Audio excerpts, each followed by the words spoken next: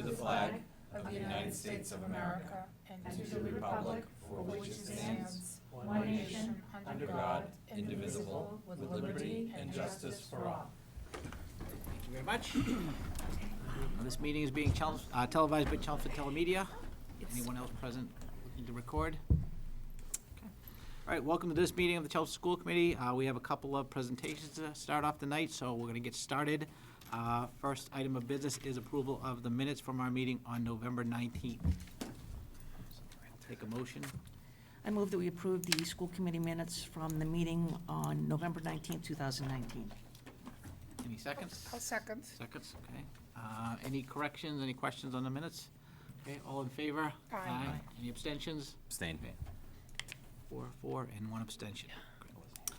Great. All right, so tonight our Chelmsford representatives are taking their snow day off, so next up is good news. That's me, so I have a nice long list that's going on. So a few things that are happening. We have a lot of events that will be happening in the next few weeks. The Harrington and the Byam PTO are doing a combined a fundraiser this Sunday, and it's going to be their winter store and gingerbread house competition. They have about 50 CHS National Honor Society students helping with the event, so that's going to be exciting. Unfortunately, I cannot judge. I will not be in town. Center and Southborough are also having their gift shops as well. They wanted to make sure people knew about that. At Center Elementary School last week, a woman named Amanda Pelkey, she's a gold medal winner for the women's hockey team from 2018. She came to talk to the students about her story, showed off her medal. The kids were super excited. McCarthy's Project 300 was highlighted on NBC Boston 10 last week. So the kids they'd been asking for the past couple of weeks, like, when are we going to be on TV? Every time I see them, I'm like, I don't know, I will find out. So they finally were on TV. They wanted to keep it around the holiday season. And we have all of our 5 through 8 students. They took their preliminary round test for the Geography B prior to Thanksgiving, and they're going to find out which 10 students at Parker and McCarthy that will qualify for the school championship by this Friday. So very excited. So we have to go back to school. Oh, that was another piece of good news. We're going to school tomorrow. And then we have a new episode of the CPS Art Department out today, and it's featuring the making of the CHS musical. Also, the students going to the Boston Symphony Orchestra, grade 4 through 12 String Fest, and the NPEN Conference. So you'll see all things that are happening in the Fine and Performing Arts Department. And then, just so you know, a heads up, every night, probably for the next 2.5 weeks, is going to be concert season. So if you can try and hit one of the concerts that are happening, whether it's at the high school one is a big one, but whether it's high school, middle school, or elementary school, there'll be a concert and a lot of festivities happening. That's it for good news. Good. Anybody else have any good news? I just wanted to say, that I was fortunate enough to be invited by the superintendent to go to the Chelmsford High School pep rally before the football game, and I would like to say school spirit is very strong still at Chelmsford High School. I think I just recovered my hearing, but it was great. It was great to see all the camaraderie, not just within the classes, but the whole school.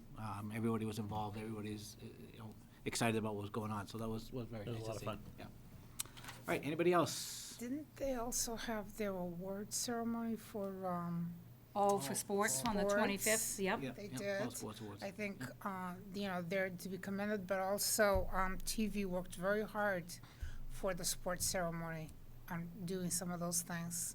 And the other thing is, I think Chicago was amazing. Oh, Chicago was That was amazing. Was excellent. That was a moment of Wonderful real job. high honor for us as a school district. I mean, the talent was just phenomenal. All right, anybody else? Okay, we are now to a public input part of our meeting. If anyone would like to speak to the committee about any of the items on tonight's agenda, please come forward and state your name and address.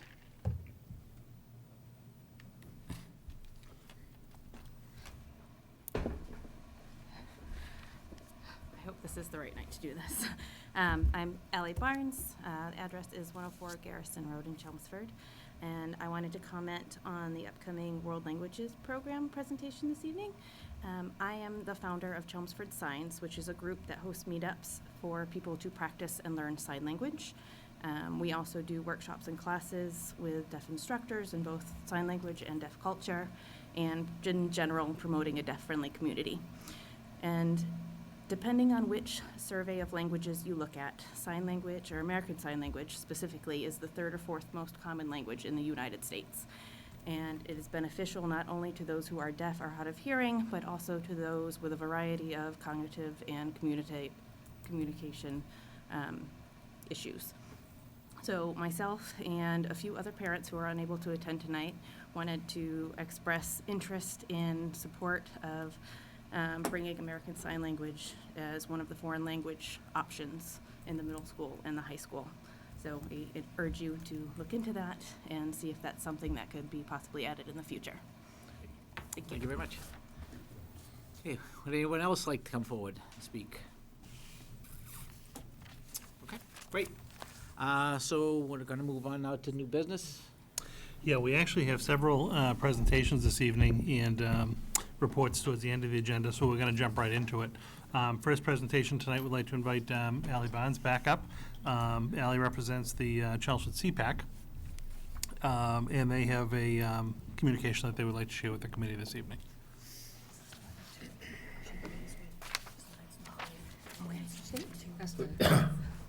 Special Education Parent Advisory Council. Correct, Yes. for those watching. Yes, exactly. And I'll let you guys introduce yourself and jump right in. I'm Peter Malloy, 3 Village View Road, Chelmsford, Mass.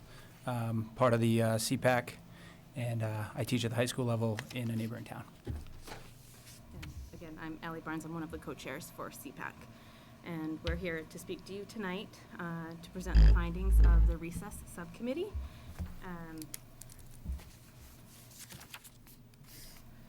So we'll go over the purpose and duties of the recess subcommittee, the demographic information that influenced us to do this research, which will include the benefits of recess, the current recess policies in the district, recommendations from the CDC and AAP, current legislation related to recess, CPAC recommendations based on our findings, recommended alternative interventions, and additional questions. Is this, just for clarification, is this subcommitted to CPAC? Yes, Or not one of our subcommittees that I don't know about? Okay, correct. Just the meetings. all I'm right. kidding. Yeah, just, it could have been last year. Thank you.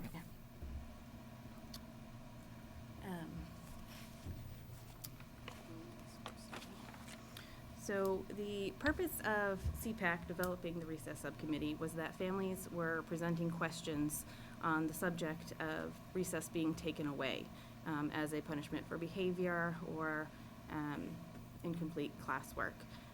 This was also a question that was brought up to the parent support group in town.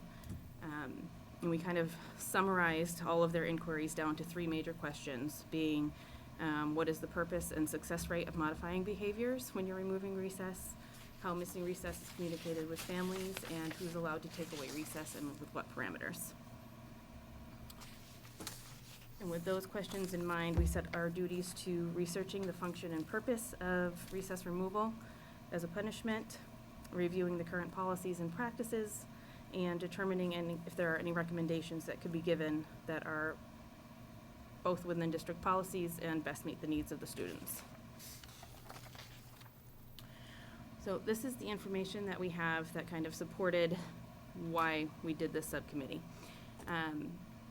Of those who helped research and develop this report, there were 4 families represented with 6 schools across the district. And all 4 of those families had had a child who had had recess taken away, in addition to speaking to other families who have had a similar situation. From the parent support group, this was a concern or questions raised by 27 different families. And I think it's important to point out here that that is a very marginal representation. There's only a select percentage of the district that participates in either CPAC or in the parent support group. So it's possible that it affects a larger community than what's represented here. In setting up our research, we did reach out to the principals of CHIPS up through middle school, because those are who have recess. And at last spring, when we were doing this research, they reported that no parents had brought it up as an issue to them as a concern. So I think that, again, represents how marginalized this is and highlights some of CPAC's previously raised concerns about communication, just that parents should, if they have a concern, they should be able to feel comfortable bringing that up to the principal so that they know what's going on. So I was a part of this subcommittee as well, and really just tried to look at some research and data. Data drives everything, especially in education these days. And really a lot centered around the CDC, and I believe it's the AAP, American Association of Pediatric Physicians. And so what we have here is the benefits of recess per the CDC. Improved social and emotional development, memory, attention, concentration is improved, students stay on task. And, it reduces the disruption of behavior in the classroom because there's a self-regulation element to recess. When we look at the AAP, we see similar as the CDC. So what we try to do is not overlap, but just add what the CDC did not have. Provides an unstructured break in learning, and I think this is the crucial part here. Learning doesn't happen in the stress of activity. It happens in the rest, in the space from. And so when you're thinking about when you're reading a book and you get to the commas and the periods and the paragraphs, that's where what you've read sinks in, not in the actual process of literally reading the word. All that comprehension takes place in the rest. Well, recess is a rest. And so the AAP says as much. The unstructured break is crucial for optimal cognitive development. And then you have the social skills that are so massively important to all kids, especially the kids that CPAC represents, of negotiation, sharing, coping, cooperation, and problem solving. When you look at the benefits, it's all great to say, okay, here's the benefit, but I think maybe organizing it, looking at it in a slightly different lens and saying, well, what's taken away when recess is taken away? Because I don't think anybody would question the benefit of recess. But when you look at it from a slightly different perspective, in terms of, well, when recess is taken away, what other opportunities or skills are taken away, I think it kind of just sheds light a little differently, and actually I think a little bit more importantly, the improved ability to stay on task, opportunities to develop socially and emotionally, cognitive development, improved memory, attention, and concentration, as well as the reduction in disruptive behavior in the classroom. And as a teacher myself, if somebody would ever come to me and say, I can offer you an automatic way to reduce the disruption of behavior, I would be all ears. As it relates to Chelmsford Public Schools, one of the questions that the subcommittee asked ourselves is, well, what is the policy? And the policy was very vague and not extremely descriptive, but it does mention recess specifically on page 21 of the Student Parent Handbook. It states, quote, a student might be required to serve detention at recess time. When we start looking at larger organizations that oversee Chelmsford Public Schools, like DESE, we started to ask ourselves, well, what is the removal of recess? Is that a timeout? Is it like, what form of consequence is it? And we had kind of agreed that it's really an exclusionary timeout. They're being excluded from their peers for a particular purpose. And, that purpose is, relative to whatever had happened at that time. And so, as you see, the DESE says exclusionary timeouts as a staff-directed behavioral support should only be used when a student is displaying behaviors which present or potentially present an unsafe or overly disruptive situation in the classroom. Staff-directed exclusionary timeout should not be used as a method of punishment for noncompliance or for incidents of misbehavior that are no longer occurring. So that's kind of like the purview of how does recess benefit us or children? How is a child hurt in any way by recess being removed? And then kind of what are the authorities saying about recess? Then we went on to the recommendations of these organizations. The CDC, which I found extremely impressive. All the literature says this as well, that I'm sure any high school student or higher middle school student watching this meeting will jump for joy. 20-minute minimum for K to 12 recess. Physical education is not considered recess because the AAP research points to unstructured play as being the source of cognitive development. So, when a child goes to physical education, they're learning something. We would all agree on that. And so there is this rigorous physical activity, but it's not unstructured. It's very structured. Has standards and data collection and all that. But yet this optimal cognitive environment happens in the unstructured parts of a student's life, especially when it's physical activity. Eliminate the removal of recess for disciplinary or academic reasons. That's what prompted this to begin with. And provide recess staff with appropriate PD. Recommendations by the AAP, again, not overlapping. They do have lots of overlapping recommendations, so we try not to do that. Recess needs to be considered a child's personal time and not be withheld for academic or punitive reasons. And recess contributes to the recommended 60 minutes of moderate to vigorous activity a day that the AAP believes will help curb childhood obesity. Then we kind of shifted gears and we started looking at best practice. What do other states do? And we found that in several states have either passed legislation protecting recess as the AAP says, as a child's personal time. And on the left, you see legalized recess being the 5 states of Missouri, Florida, New Hampshire, Rhode Island, and Arizona. And then we have legalized physical activity, those 7 states there. So a little different in the way they organized these states here. Legalized physical activity would be states include physical education as being congruent to recess. And then finally, in our state, there are several bills on the House and Senate floors currently looking at doing just what some of these other states have done, legalizing recess to a point that it's a space that cannot be taken away. And so that's on the table, legislatively speaking, and it might be something that, we as a town want to look at and get out ahead of. If it comes to fruition. But I think more than anything, a lot of the data suggests that regardless of legislation, it's best practice for a child. So that brings us to our recommendations based on the research that we could find. And ultimately, CPAC's recommendations is that Chelmsford Public Schools eliminate punitive punishment of taking away all or in part of recess for students.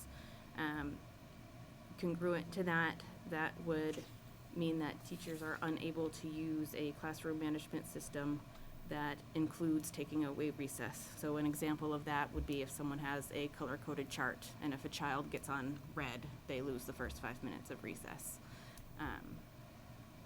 And the reason that CPAC thinks that this is important, as this was a question that was raised, is like this is an issue that affects all students, but CPAC specifically is supposed to be targeting special education needs.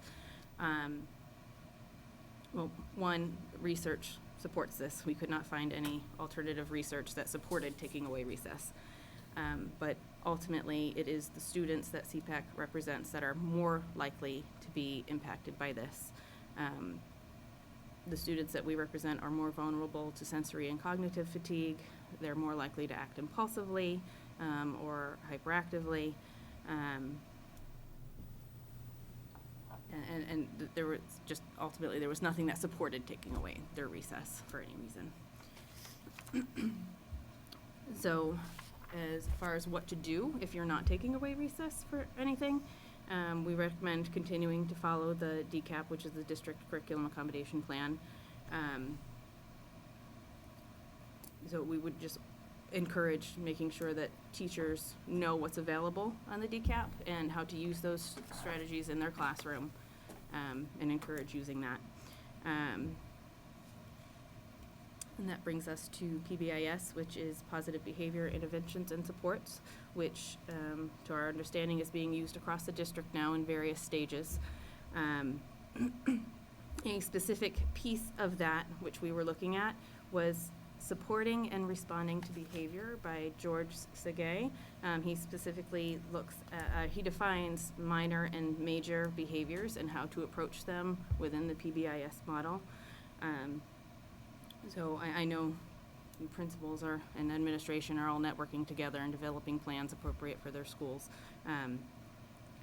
We would just ask that they keep that in mind when developing their strategies.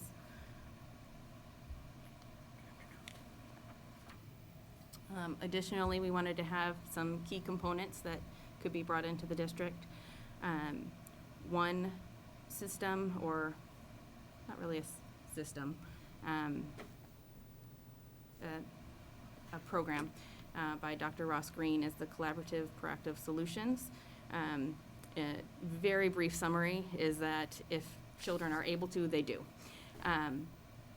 And I know there are a lot of parents that network through CPAC and through the parent support group that have read his books, and kind of their parenting approach falls in line with this, and it could provide some language and tools that teachers and staff could also use. Another intervention, this is a workshop that would be for support staff, paras, lunch and recess aides. It's a jungle gym out there, tips for managing behavior for school helpers. It is a 2-hour training that was developed by Donna Shea and Nadine Briggs. If you're familiar with Peter Pan Center or Simply Social, they run those programs and have written many books in the area of behavior and supporting social success for children. And then lastly, this may be something that is already going on in the district, but we feel it falls in line with PBIS. And since we specifically mentioned classroom management systems, we wanted to recommend one that we feel falls in line, and that is Responsive Classroom. Excuse me. So we did only meet a handful of times, and with limited resources, we were left with some questions that were unanswered, but we felt were important to bring up for things to think about or look at in the future. In general, what is that definition of taking recess away? Is it an exclusionary timeout in the district's eyes? Is it a detention? Is it a timeout? How is that actually defined? Who is allowed to direct a child to a timeout or restricting recess time? What are the current policies and recommendations for communication with parents in regard to discipline, specifically taking recess away at school? What can be done if a teacher feels a child needs punishment? Not necessarily feeling, but for example, if they were using a classroom management system and got unread, then they would be doing that. What supports can be put in place for those teachers or staff so that they're no longer feel that that's a necessary way to modify behavior. And how does punishment fit into the PBIS model?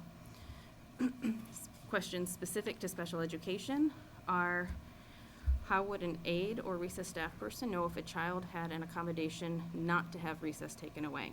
And the reason this question is here is because it's been suggested that CPAC tell parents if a parent does not want recess to be taken away, it should be on their 504 or IEP plan, but that's not something that everyone has access to all of the time. You know, a recess aide who is monitoring 500 students doesn't know which handful of students that's not an option for. Excuse me. What options are available for students with anxiety or social deficits? Well, unstructured time is very important. There are some students that have a difficult time with unstructured time or with very loud or chaotic environments. How are those students being supported during this time? And a recurring question for CPAC, this kind of comes up in any topic, it's not specific to recess, but does a parent know if their child is receiving additional supports under MTSS model, or if they've been brought up at an SST meeting? And finally, what we hope is a yes. Do the paras, teachers, staff feel welcome at CPAC events and workshops? And is there anything that we can do to help support professional development? Because ultimately, we want to be a resource to the district and be helpful. So we're hoping that we are. And if there's anything that we can do, please let us know. So that wraps up our findings and our recommendations based on what our research was. Thank you again for letting us come in. We appreciate it. I have a couple questions, Yeah, John. absolutely. So just in regards to policy, we actually do. I mean, have you looked through the Chelmsford policies yet? So we do have a policy in regard to recess. It's under wellness, under ADF, and it's actually pretty clearly states that grades kindergarten through fifth, and I'll just read it, provide at least one daily recess period in kindergarten through 5, which is not used as a punishment reward. So we actually have that as an established policy. So the follow-up question is, do you think the grade cutoff is right, or is fifth kind of like? I think if you're asking me as a parent, having had conversations with other parents, it's too low. Okay. If you're asking me as somebody, as a subcommittee member of this subcommittee, the research suggests that, or other organizations suggest that fifth grade is early. Okay. But you've talked to parents that have had issues with recess being taken away, even though it's part of the stated policy? Oh, yeah. The policy is not to not take recess away. That policy states that they must have at least one 20-minute recess. It says, well, which should not be used as a punishment or reward. So So it's actually pretty specific. We had this conversation in one of our subcommittee meetings about how on the wellness page, we were struggling to gain access to policy. Like, we kept going in this like just roundabout series of links that never really provided us with any policy. Yep. That was in the summer though, so maybe things got cleaned up and we just never checked back with it. The only policy we could find was the policy in the handbook. So I would say that even though that is very clear and we missed it, the handbook seems to. Right. It's And the under- handbook is yeah. not policies. No, I was gonna say, it's under the school committee, under policies, it's ADF, right? Number ADF, yep. 14 on physical education. Yeah. Yeah. And it's been there for a while, I So- think, right? Since, You have to go to the, under the district website, go to school committee, and then on the school committee page, it says school committee policy. Yeah. And when you click off of that, it's a searchable database, so you can actually type in recess, and like 2 or 3 policies pop up. Yep. But that would be the actual policy. So, but is this something you can look into? Because if there are recesses being used as punishment, Well, that's against policy. I'm sorry, I didn't mean to interrupt you. You did. It's fine, Sorry. though. Go for it. Thanks. I love Trying. I do need I think we need some clarification, though. Sure, that's Because fine. one of the things that I don't want to make an assumption here, but I think we're talking about as punishment for a prior behavior. If the student is a threat to themselves or others in the moment that recess is about to happen, you're not going to send them outside, correct? Correct. Right, Okay. yeah. All right. Correct. So I think that that's important, and I think that we need to understand, is it for prior, behavior, that there's a like something that happened earlier in the day, and then recess is being withheld, or is it an issue right in that particular moment? Right. Yeah, and I think it also applies to recess at that moment as well, right? Right. If the child is proving to the aides that they are harm to themselves or other children. Right, that was my then, next yeah, point, certain yes. interventions need to happen, and removing that child from recess at that time Right. is a very intelligent solution. Right. Now, my other question would be, like, for example, I don't know if you took this into account, but let's say a classroom's having a particularly hard time settling down and getting organized in some way that's safe to then transition out to recess, and they lose a couple minutes of their time as a group in order to, as I said, facilitate some order and, making sure that everybody's clear on the rules and ready to go. Is that something that's a concern for you, or? I don't think so. I mean, that sounds like something that is part of managing your classroom. Okay. Now, for example, if they went through the process of, going over the rules and getting everybody for recess and everyone was calm with a quiet body, and then they sat for 5 minutes in their seats, that's a punishment. But if it's, everyone is talking and that happens to take 5 minutes for that conversation to happen and everyone goes outside, that's a teacher managing their classroom and helping. Part of our conversation in our last meeting too, when we, not in our last meeting, but when we presented it to the CPAC at large, was, this very understandable scenario where a teacher has to communicate with a student for any particular series of reasons, and there's not a lot of space in a day to do it, and the transition time from wherever they were to recess is a valuable time. Not that they're being excluded in any way, but, maybe the teacher's saying, hey, is there something I can do to help you with X, Y, and Z? That common sense prevails, in those scenarios, but those weren't the scenarios that were being presented to us individually or as a larger body of CPAC. There's one point that I want to make about that, though. I think you're right. I think that common sense should prevail. But I think the other thing that needs to happen is that we need to check in with kids to make sure that they understand why they were maybe held back for a couple of minutes. Because I can see a student coming home, speaking from experience, who may say, oh, I got held back in class for 5 minutes because the teacher needed to speak with me. And I don't know what that is. I don't know what that, were you in trouble? Are they checking in to see if you understood something? And so one of the things that I was looking at your recommendations is, I agree that recess should not be withheld for any type of discipline or academic reasons. But I guess the only caveat that I would offer is without prior permission from a parent. Because sometimes a parent may say, look, I can't get them after school today, can't pick them up, and they're, or the teacher reaches out and says, they're really struggling, and if I just had a couple extra minutes, I think I could kind of get them over the hump on this particular concept, and I think this is going to make a world of difference to them in the classroom throughout the rest of the day. I think if you have that conversation ahead of time, I think that that's different than, withholding recess and then finding out about it after the fact. Agreed? I agree, and I hope that the importance of the communication between school and home was highlighted, because if something like that is recurring, or if a child is having a particularly off day, the parents need to know about that. That way you don't have this conversation with your child and then you're thinking, what happened? Like, you already know because the teacher was able to send out a quick email. It's like, hey, I'm going to talk to you about this. Yeah, I was Are you actually even available? thinking, Yeah. I would like to, keep so-and-so inside tomorrow for a couple extra minutes, because I'd really like to go over this with him, and I think it's gonna really help him feel better about what we're doing in the classroom. Yeah, Yeah. I think you'd be hard pressed to find a parent who wouldn't support that. Absolutely. Yeah. Sorry. Yeah, I think that the point I was trying to make there is, though, the policy does support what you're recommending, right? So I think it's something we should talk about.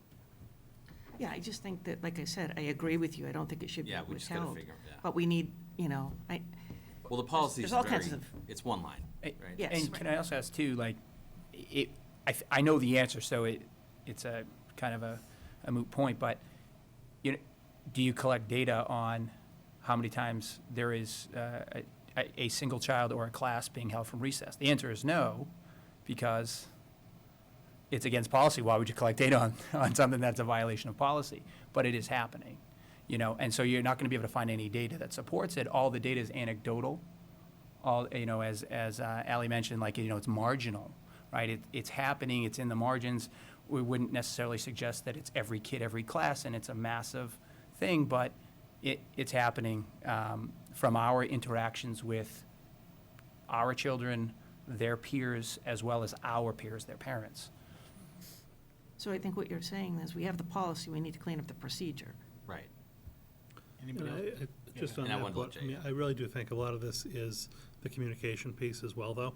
And it does start with the parent and the classroom teacher.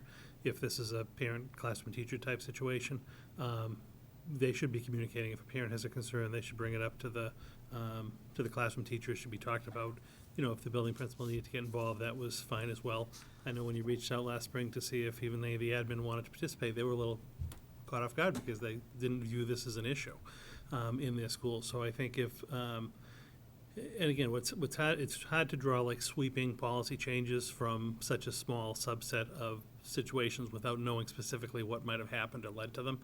I do know that like this particular policy was written where it says provide at least one daily recess. Up to about 2 years ago, we used to have at least 2 recesses each day in the schools. And now what the schools have done is actually at the elementary level, they've combined the recess lunch period into just one period. So that's why it says one won't be removed. So the child would always have at least the one recess, but then the secondary recess might be removed at the time. But we've now gone to like an hour-long lunch and recess period at the elementary level, where the kids are having lunch and then they're having a significant chunk of recess time, far exceeding even what the recommendations are from the various pediatric groups. But that sometimes is kind of valuable time, which, and again, I think the communication is important, but if you have a teacher who's willing to give up some of their time to work with a child who may have been out of school for a period of time, who might be missing a particular skill that they're just trying to pick up on, I think that's very different than, kind of doing it as like a punitive type thing. Because again, the kid's still getting lunch, they're getting recess, but they're carving out a little bit of that time for extra help and support. And again, this actually got raised to my attention maybe a year and a half, 2 years ago. There was a little bit of a Facebook post that went on. A parent had complained about a recess being withheld from their child in a class because at the time they didn't really post, and there was this long kind of rant about, how could this happen? Come to find out, recess really wasn't withheld. The class just really couldn't regulate themselves to be able to go out to recess. The teacher didn't feel it was safe to, have the class go to recess, which I fully support. And yes, maybe 10 minutes of their half an hour recess, it took them to get organized to be able to go out to recess. I don't view that as punishment.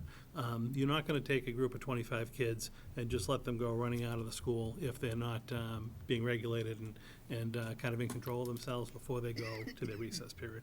So then, things got retracted and the story got cleared up. But that's really, in my 5 years, all I've ever heard as far as the situation. So I really think a lot of this, we do have a policy.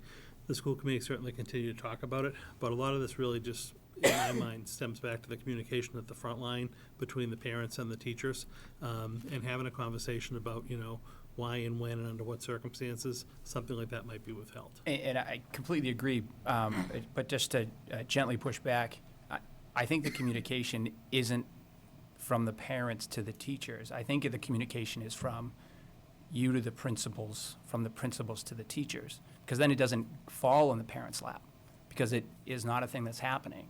So now I do agree with Donna's point, as well as you, Dr. Lang, about how the parents do need to, there are situations where it's going to happen, whether a student is absent for a period of time or whatever the case might be, a whole class is unregulated.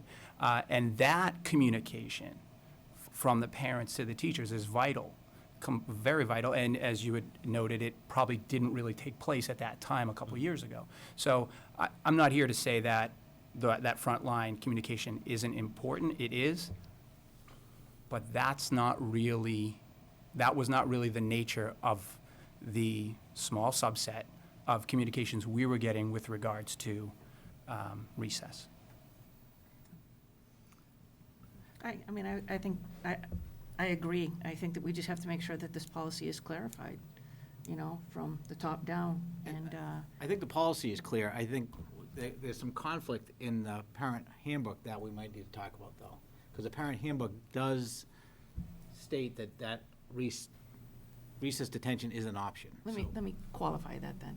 I think we need to make sure that the clear policy is communicated down, so that people are aware that this should be, one, used as a last resort, and two, the communication is imperative, either prior to or immediately after the fact, so the parents understand what's going on. Just to that point as well, though, the handbook is really covering grades. I assume you're talking about the K-8 policy handbook. And, the middle school, say even under this policy, 6th, 7th, and 8th grade aren't covered under the recess policy. We only have recess up until 6th grade. So technically, we should probably revise the policy and either have it just be K-4 or, 6, because technically 6th grade has it. But I will give you a scenario that I've heard play out more than once, where, say, a middle school child gets a detention for something and is required to stay after school, and for whatever reason can't stay after school because of transportation, busing, or whatever, and, you know, the family ends up saying, working with the child and the family, all right, well, you'll serve your detention during recess time. Technically, they're serving detention during recess time, but it's, again, common sense, because the parents couldn't or didn't want the child to serve detention after school because of the transportation issue. But that- So, Sorry. I was just saying, Sorry. I'm just saying, I think we need to have that common sense element in here as well, because there are those things that come up from time to time. Right, and I think that's the prior parental permission. Right. You know, about, look, you know, they've got a detention, you know, they can't get a ride home after school, can we do it during, and then the parent says, you know, yay or. Right. But I'm just pointing out, you're still technically violating the policy. Well, but, yes, you know, yes. there's, Yeah, that is true, we are. that reason there. I mean, maybe we just have So- to look at this policy. Yeah. And then this line in the policy and see if it's written well. It seems pretty simple. Well, and again, it was written at a point where you had multiple recesses a day. Right. You know, Got it, yep. our elementary kids are probably receiving more than 20, 35, 40 minutes a day of recess. So I don't know if, again, we could talk about it. I think we should talk about it. That's I where would that comes agree from. with that. I also would like to see what the, if the statistics are available. Yeah, true. From the administrative side, it would be interesting to see. The other thing is, as with any policy, usually you can have a waiver to something in writing if the parental consent is what's required in order to waive it. Because it can impact students in many ways. It's not just the child whose recess is being withheld. It's also everybody else in that class and maybe even throughout the school eventually, because I've seen the implication of what happens with one child consistently in a classroom and with the rest of the class, and that perpetuates all the way to the end of their school career and probably even beyond. So I think a couple of things for me. One, I would love to see what the guidance counselor input is, the principal input is on this, if the policy is being waived in some ways that we don't know. And maybe looking at the policy and making sure that it is written in the best way possible for our school system. Data is not always available, as you said. Just one more question. So when you were speaking to the parents, when they came to you, I mean, you said that none of the principals, I mean, nobody's talking to the principal about any of this? I mean, it's CPAC's important, right? And you represent a specific community, but if parents are going to the CPAC and not speaking to the direct leadership within the school, then that principal's not gonna know. Right, and again, I hope that's something that we highlighted as, I mean, Yeah, it's been brought up repeatedly through CPAC that something is going on with communication where either parents are not comfortable bringing things up to the correct people at the right point in time, or they don't know who to bring it up to. okay. So I think about that a lot. And more specifically, you know, the way someone behaves or acts is generally representative of their experiences. Mhm. And so, you know, parents, when they were young, when they were kids, perhaps might have a view that, well, their parents would never have spoken to the I principal. can attest to that, that's for sure. Yeah, my first response to the handful of friends, as well as colleagues who have shared stories with me, my first response is email the principal. You know, trust me, they want to know. Yep. And every single time, their response is, I can't do that. I'll get my child in trouble. And I've said, well, education's changed a lot. It doesn't work that way anymore. I can assure you of that. And a couple have Yep. gone, sensed, and communicated, and we're very thankful that they did, and had great communications with those principals. But I'd say more haven't.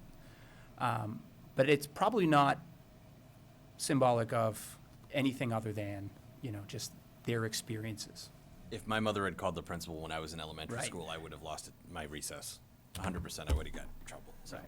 I get it. Yeah. I'd like to thank you both for bringing this information forward. I think for our part, I think at some point, in the near future, we should look at that policy again and maybe see if we can reword it in a better way so it's clearer to everybody.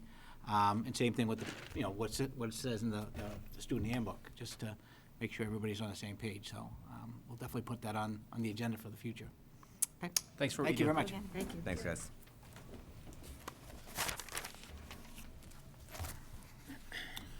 Great. Our second presenter this evening is Jessica Nolet. Jessica joined us this past summer as our new coordinator for world languages and exchange programs.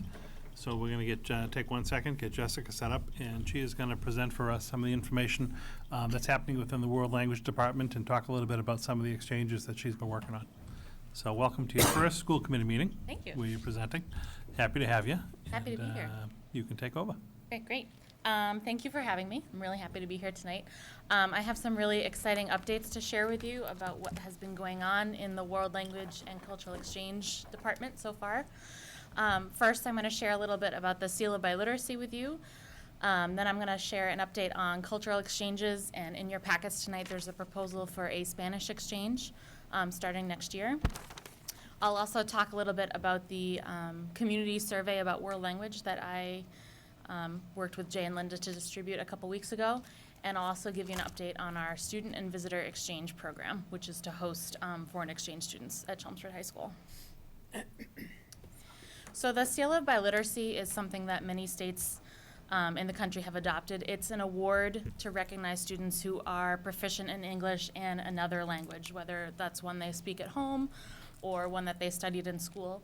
And Massachusetts has started offering the Seal of Biliteracy to graduating seniors. So this year I'm working with Kelly Rogers, the ELL coordinator, to pilot the Seal of Biliteracy with our current senior class at Chelmsford High School. We promoted this on the website. We went around to Senior Plus blocks, and we currently have 21 seniors who are registered to take the Seal of Biliteracy test in early spring. The languages they indicated they wanted to take the test on are Spanish, French, Mandarin Chinese, Korean, Portuguese, Vietnamese, and Hindi, which I think is awesome and shows a real variety of languages that are spoken in our community, and definitely something that we want to support. So the exams are computer-based, and that's something we're going to offer at Chelmsford High School on February 6th and 7th. My conversations with other coordinators have indicated it takes kids about 3 to 4 hours to do the exam. It's not timed, which is good. They can start and stop it, but just to get the full breadth of the assessment, it takes about that long, so we're allotting 2 days for it. And based on the level of proficiency that students reach, they either will get the Seal of Biliteracy or the Seal with Distinction, which shows a more advanced level of proficiency in a second or third language. And that's an actual seal that goes on their diploma. Something they'll be recognized for at graduation, and that's also something that shows future universities and employers that they are biliterate in another language. So that's really exciting. We have some updates on cultural exchanges. So a few weeks ago, you approved a weekend exchange with a group of French students to Quebec in May 2020. So 2 of our high school French teachers are collaborating with a Quebec teacher in Canada, and they're doing sort of a virtual exchange throughout the year. We are going to host a group of Quebec students the weekend before Memorial Day. They'll spend Friday at Chelmsford High School, go home with their host family, experience a little bit of a typical weekend here. And then the following weekend, our high school students will go up to Quebec, so that's our Memorial Day weekend, and have a similar experience, which is really exciting.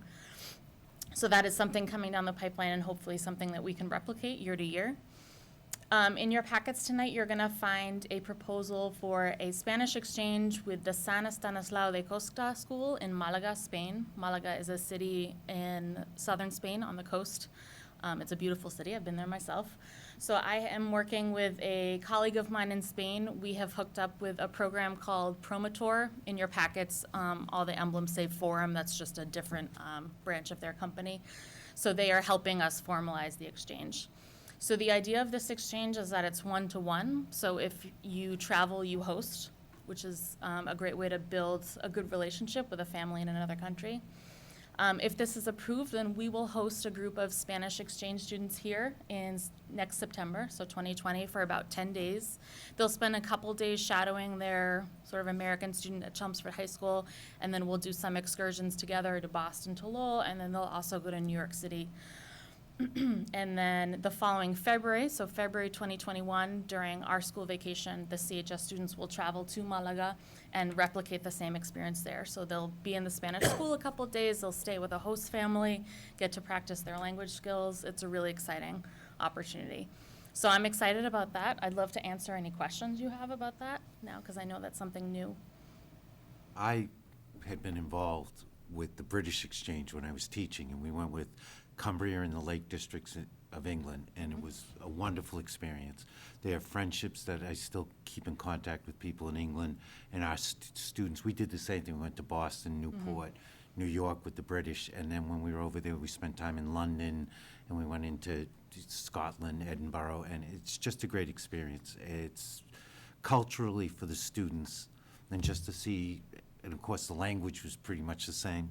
The English can be a little different, Yep. but I wholeheartedly think it's a wonderful, wonderful opportunity. Yeah, we are excited about it. There's no better way to practice your language skills than to be dropped into an immersive environment and just have to use them.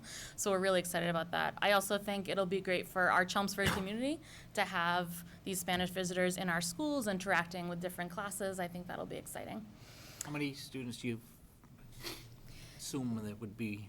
Well, we're having our parent info meeting next week, hopefully, so we hope to get as many as possible. I think a group of around 20 is good to start with, and the goal is to make it one-to-one, so we don't have more Spanish students coming than Chelmsford students traveling. But if we do, we can work with that.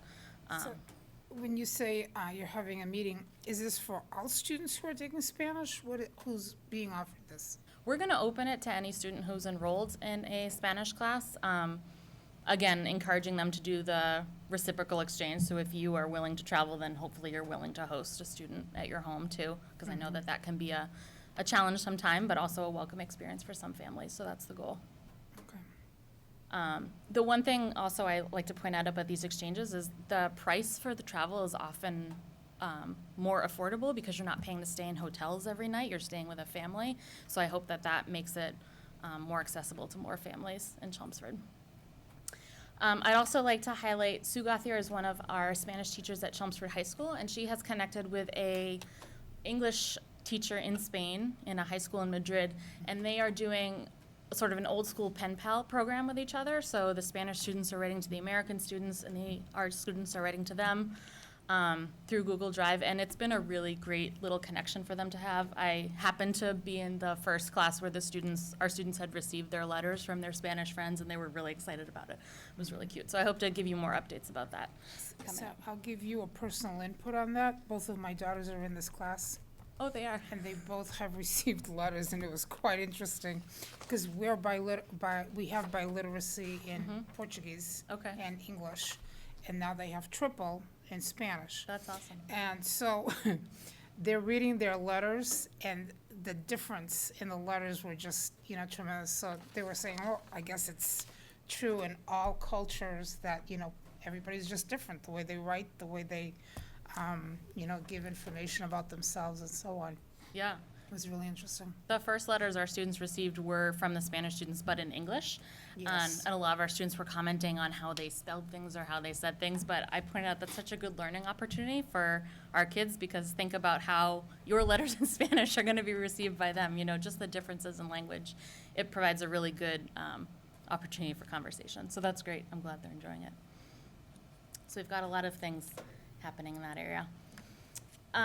So when I joined as World Language Coordinator, one of the conversations that kept happening was that students, teachers, parents were really interested in adding a third language to our program. And so I decided to send out a survey to parents, students, and faculty to see what their input would be.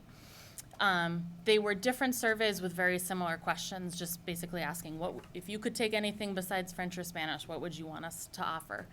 So we had over 1,400 students' responses from middle school to high school, about 500 parent responses, 150 faculty responses, and that was K-12.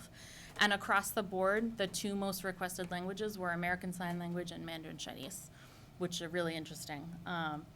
Both of them are super valuable, and I think have a lot of support in the community. I'm currently working with principals, with teachers, to try to figure out how we could offer these and at what level in our programming. There's a lot of questions still, but I thought that was an interesting piece of information to share.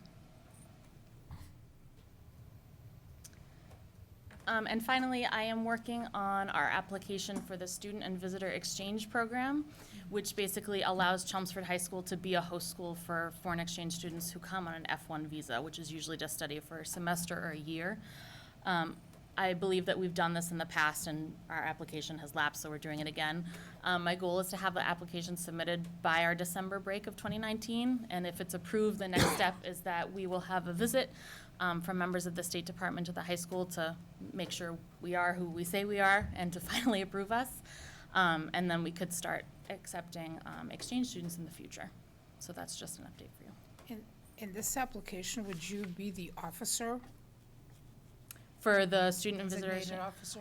yeah, I put my name and Steve Murray's name as the principal of the high school. Any questions at this point? Sounds like a great program, though. Excited. Thank you. Thank Can I you. jump in for 1 second? Yeah. Oh, don't go anywhere.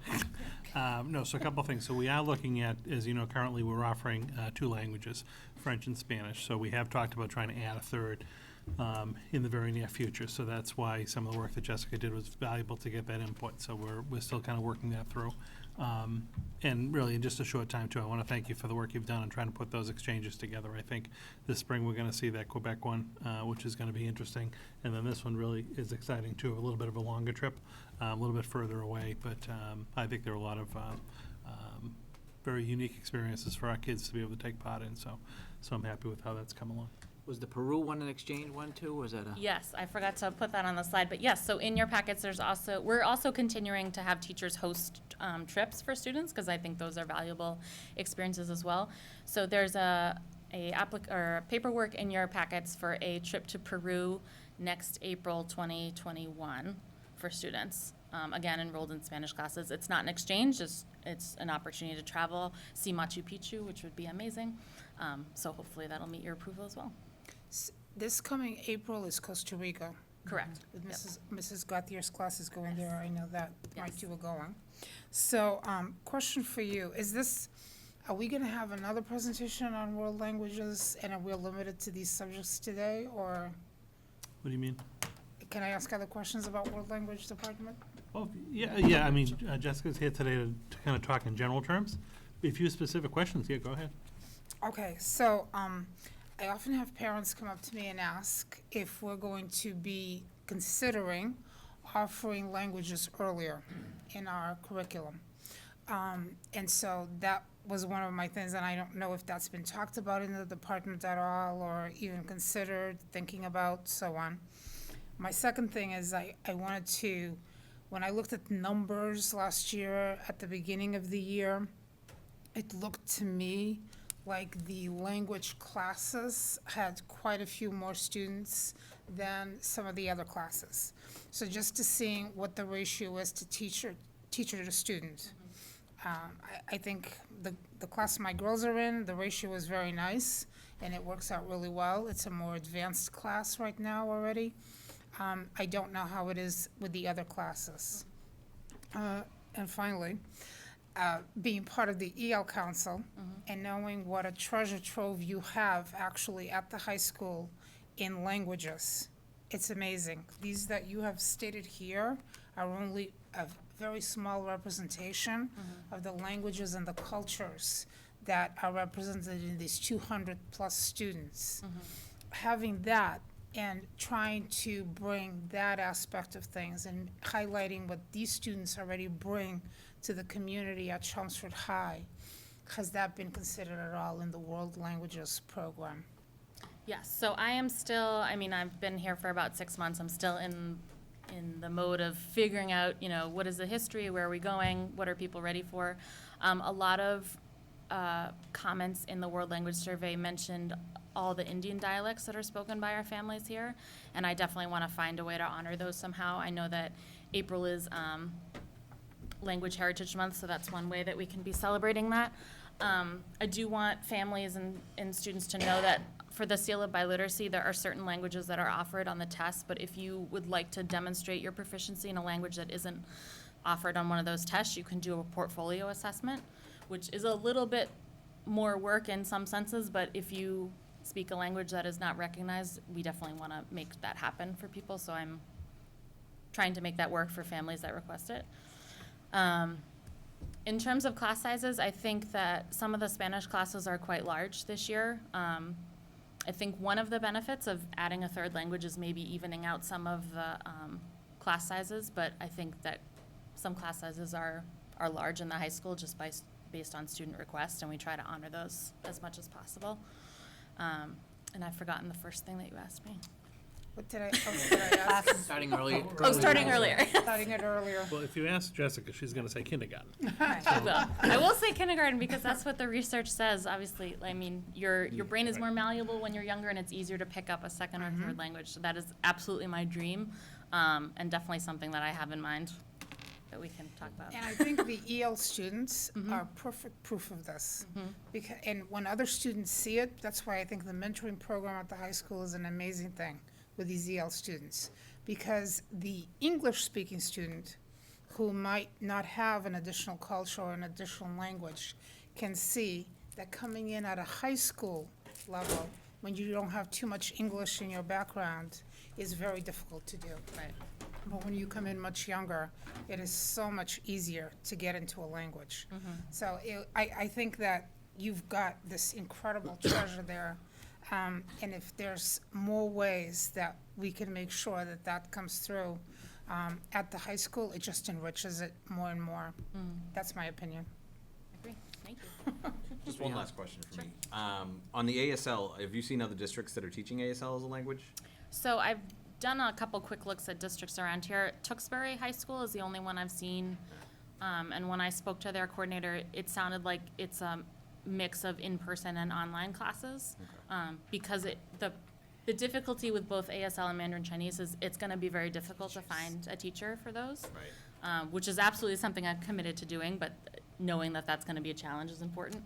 I think there's a lot of interest across the board for ASL, but I don't see a lot of districts that are offering it right now. One of the things we have to keep in mind too is the language requirement is a graduation requirement for students. So when we matriculate something in, we're gonna have to really be thoughtful because students can't have an interrupted piece of their language. You have to take 2 consecutive years.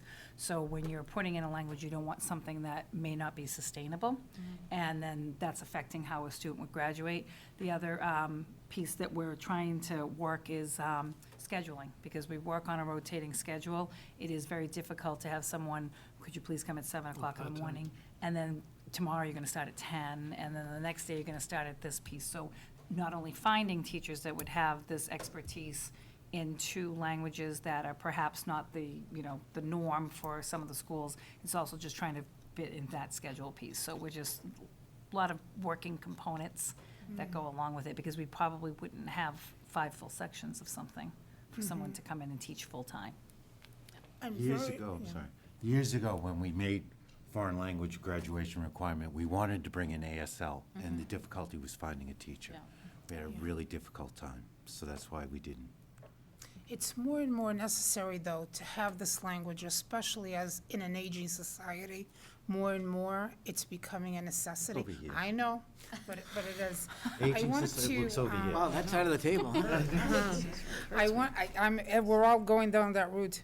I wanted to just really stress the exchange program cannot be, it's just so important.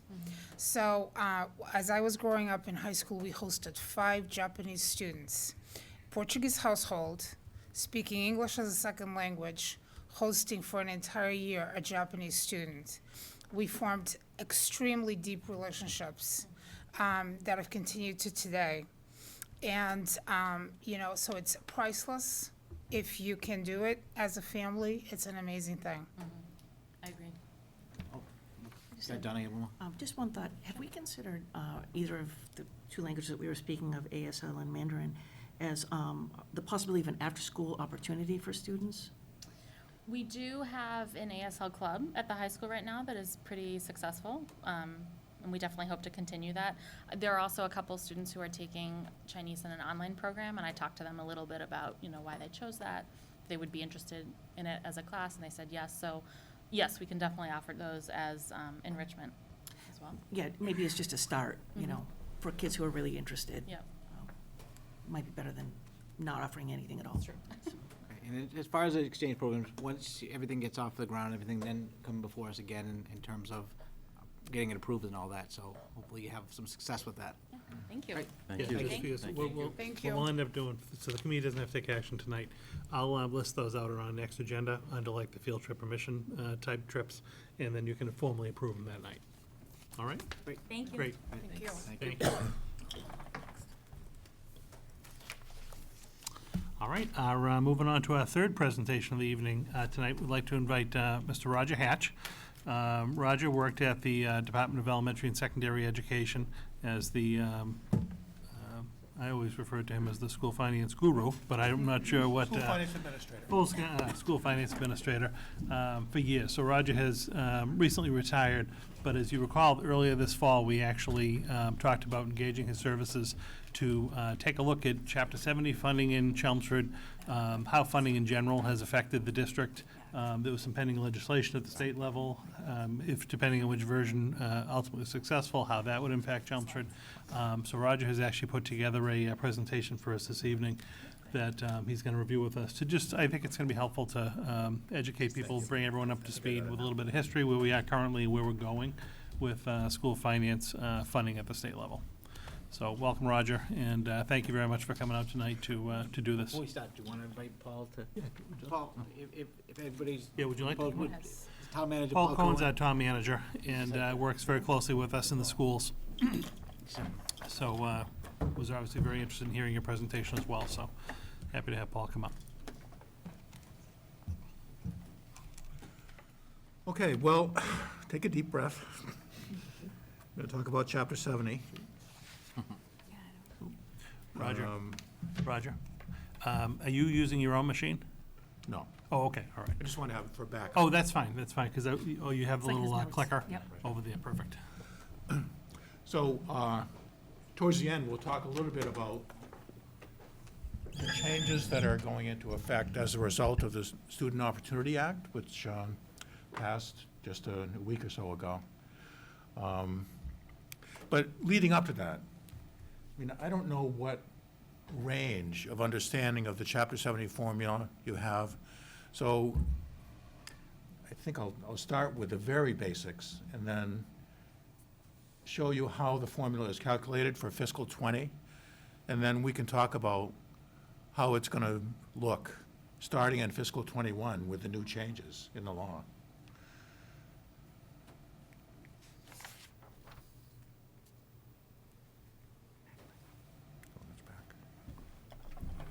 Okay, so just to start out showing the big picture, Chelmsford its revenue sources are 82% local. And, you know, that mirrors, not to this extent, but Massachusetts as a whole, where the state total shows that 62% of revenues are local, so they come from property tax primarily. And then 33 come from state aid of all different types. So that includes school building assistance and transportation and Chapter 70. Chapter 70 is by far the biggest one of all those. And then federal is 5%. So I always say, public education at the K-12 level is essentially a local enterprise. For all that we read in the paper about what the state's going to do, you know, a lot of it is still governed. The revenues come from local property taxpayers. And I'd go on to say, to remind you, as you well know, that local property taxpayers are state property taxpayers as well. And so, you know, they're paying for the whole thing, essentially, through one form or another, you know. Chelmsford, I was surprised at this.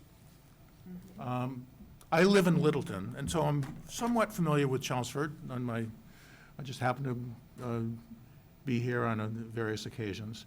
I was surprised to find that Chelmsford spends below the state average on every one of the in-district, the 10 in-district categories. Why was I surprised? I just, I don't know. I thought it would be more, a little bit above average. But what's been happening, I think, is with all the state money going into some of the poorer districts, some of those districts are raising their level of per pupil expenditure significantly. I mean, Boston ranks up there among the top cities in the United States in terms of how much it spends per pupil. And a lot of the rhetoric surrounding the Student Opportunity Act has focused, to me, strangely, on the fact that there are disparities. You know, they'll cherry pick certain districts, Weston versus Brockton or something. Well, you can always find one district that, is way below a high spending district. But on the whole, and this is something I've really, in my free time, I think I want to look into this to see whether patterns in spending among poorer districts have risen because of all the money that's gone through the formula. I think that, this whole idea of comparing high spending to low spending, I mean, that's not the reason that the formula was put into place. That's the old, if you remember the Serrano case in California, the high spending versus low spending, we've got to equalize spending. Well, we don't want equal spending because some districts have such needs that they need to spend more on a per pupil basis than surrounding districts that might have fewer needs. And so that's what the foundation budget approach was. We wanted to make sure everyone had adequate spending. And that gets to my next slide, I think.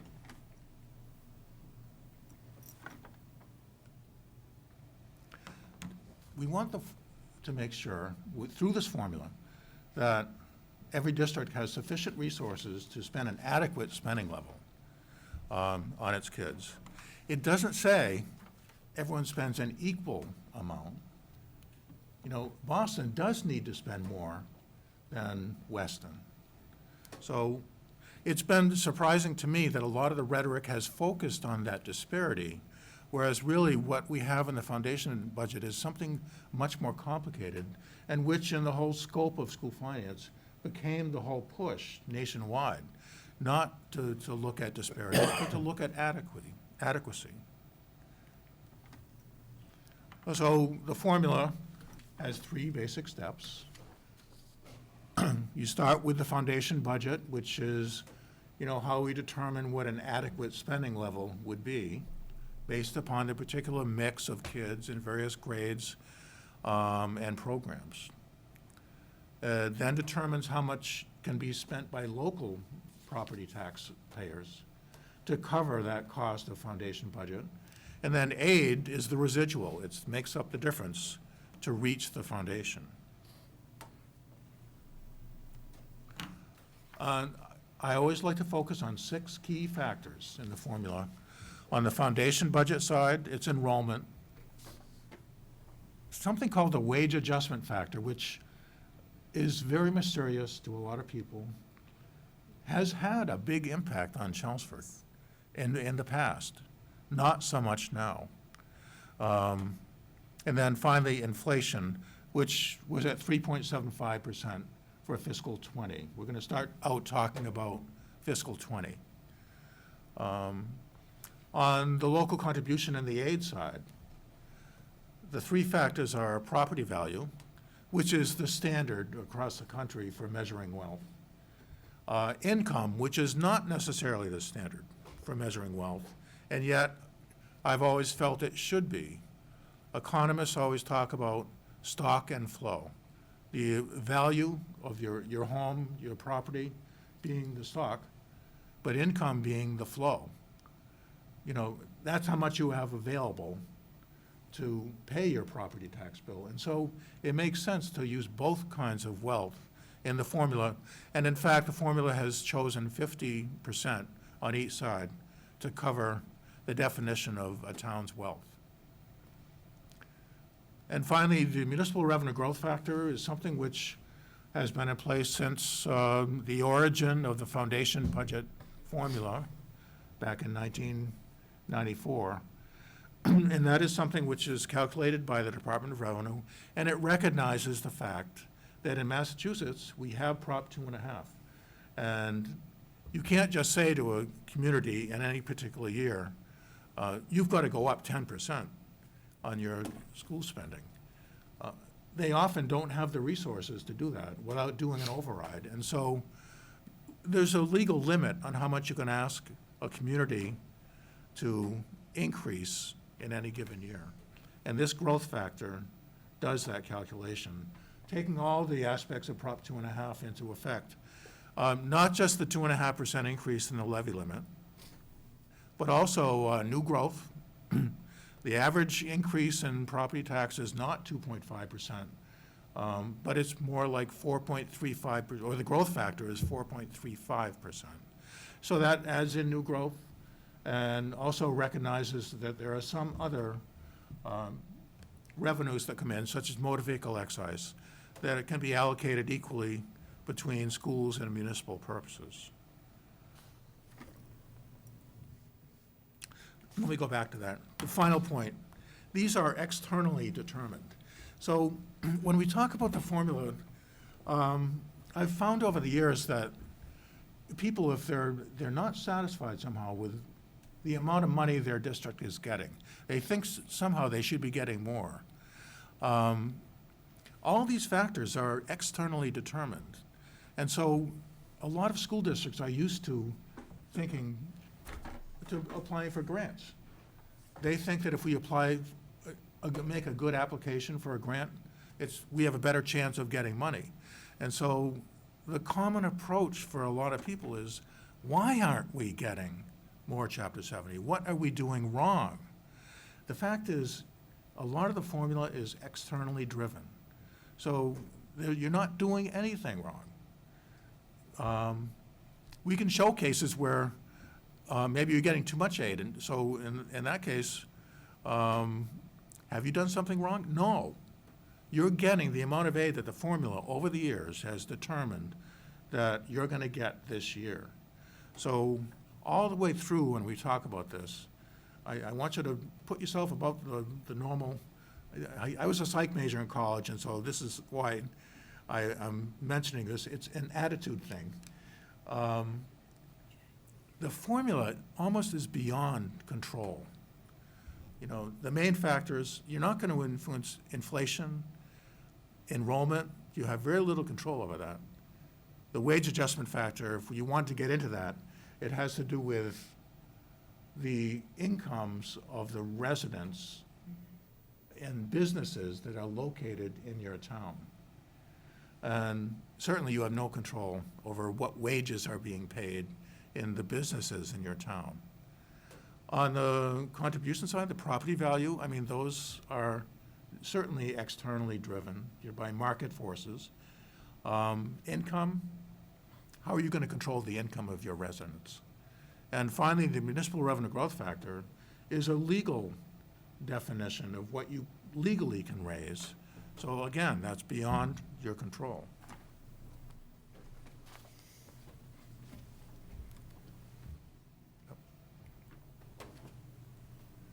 So we did have the review commission. I mean, the foundation budget is the core of the formula. What is adequate? You know, by the time we got to the mid part of this decade, a lot of people were convinced that the foundation budget was not recognizing in certain key areas how much it actually cost districts to do their job. And, you know, the review commission found 4 particular areas: employee benefits, which to me was the very first one. It's very easily to measure. We can see what districts are spending. We can see what the foundation budget says they should be spending.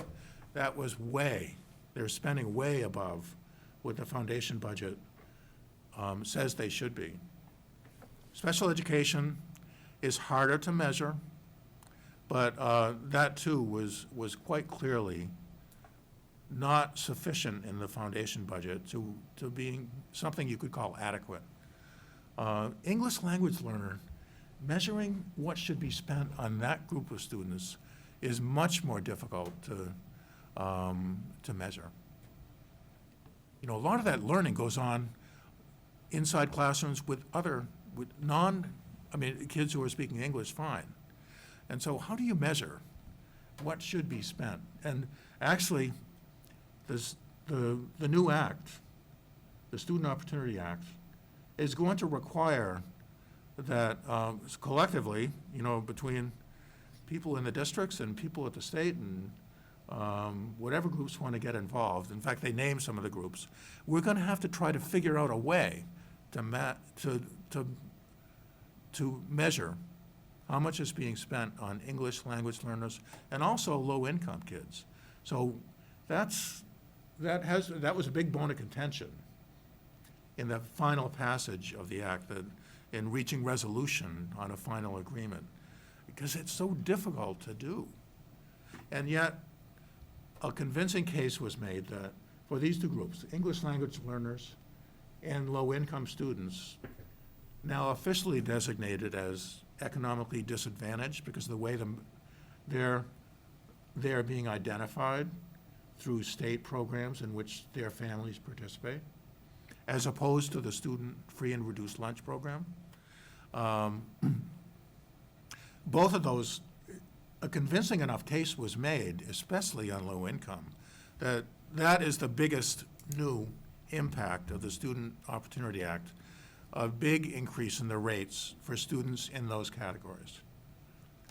So, you know, after the Review Commission came out with its report at the end of 2015, a lot of people were still saying in the intervening years, and also they'd been saying for many years leading up to it, nobody has ever looked at the formula since it was first put in place in 1993. That is so untrue.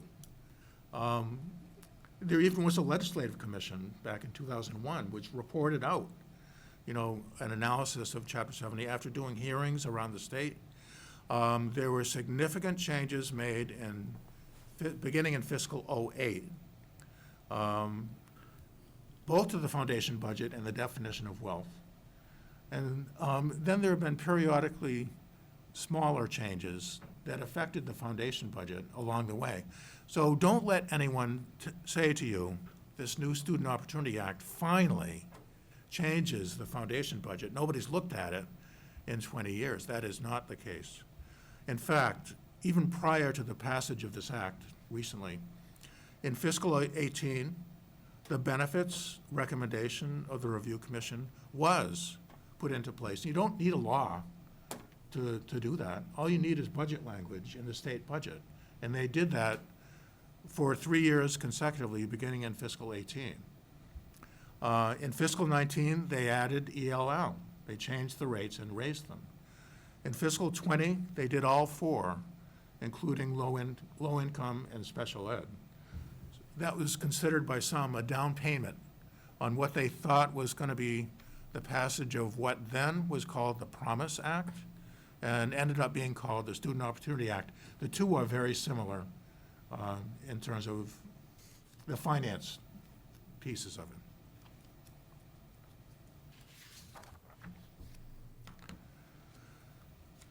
So, getting into how the formula works. Foundation enrollment is important, and that's a concept which confuses a lot of people. Think of it as the kids for which your district is financially responsible. It's your residents, but also it's the kids who are going out of district to other districts that you're paying for. You're paying for it. That's the key. If you're paying for a kid, they get to count in your foundation enrollment. If you're Boston and they're sending Metco kids to the surrounding suburbs, Boston doesn't pay anything for that. That's a state program. And so those kids count in the receiving districts, foundation enrollment. The state does want to fund those kids, and so the only cost accrues to the receiving district. Likewise, if you're accepting kids from out of district, like through school choice, that's the primary way, or it could be you're tuitioning in kids for special ed. Those do not count in your foundation enrollment. you're already receiving revenue for those kids. So again, the fiscal responsibility drives foundation enrollment and causes all kinds of confusion when people try to match what they know the headcount is in their schools to what we say the foundation enrollment is. The other source of confusion is halftime kids or pre-K kids. Here's Chelmsford Foundation budget for fiscal '20. The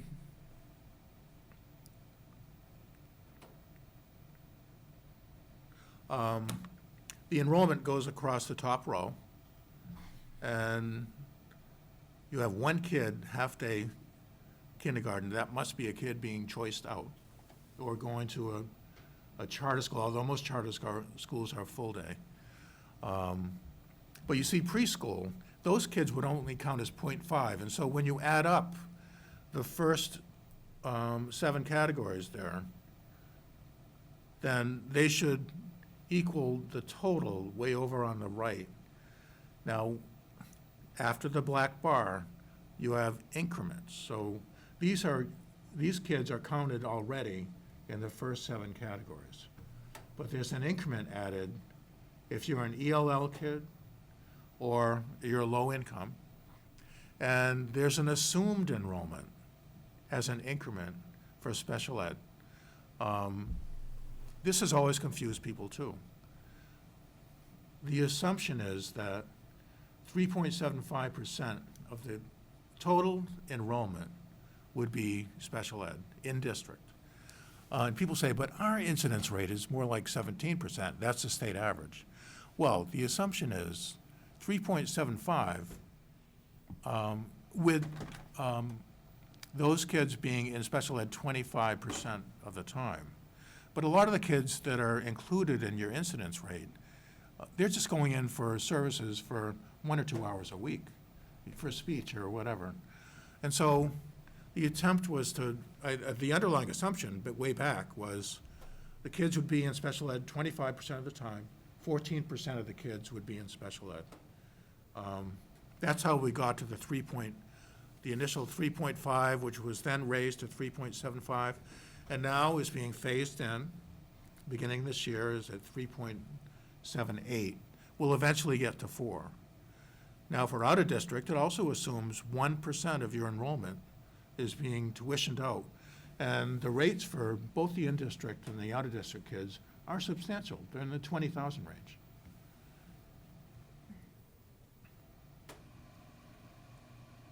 Let me go.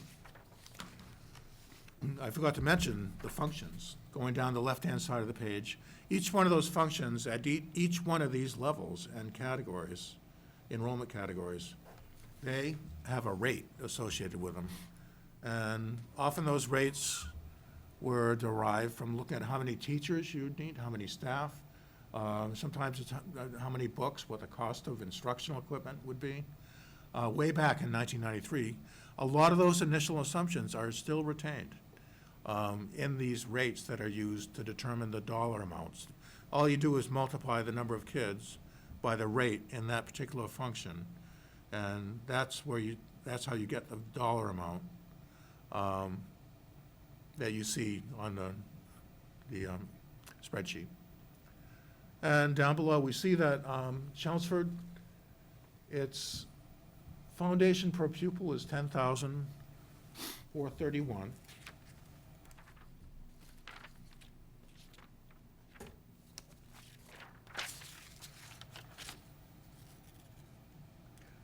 Compared to the state average of $12,008. It doesn't have the same level of low-income kids or ELL kids. The state average for low income is 36%. Chelmsford is 15%. State average ELL is 10%. Chelmsford, 3.6. So you'd expect the average to be lower than the state average.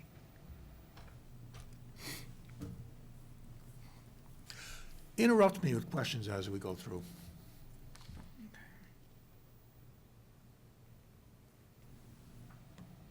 Okay, so if so much of the whole formula is hinging upon local property taxes. We better make sure that we get the measure of wealth and ability to pay correct. So this is something that was put in place back in fiscal '08. You know, in the years prior to that, Chelmsford was among many, many districts that were complaining about the fairness. They were looking at their fellow towns, their surrounding towns usually, and they were saying, why does that town get almost twice as much as me? And, you know, there were cases where it was not fair. It was a result of how the formula had worked leading up to that point. But by the time we got to fiscal '06, was the last year prior to the change,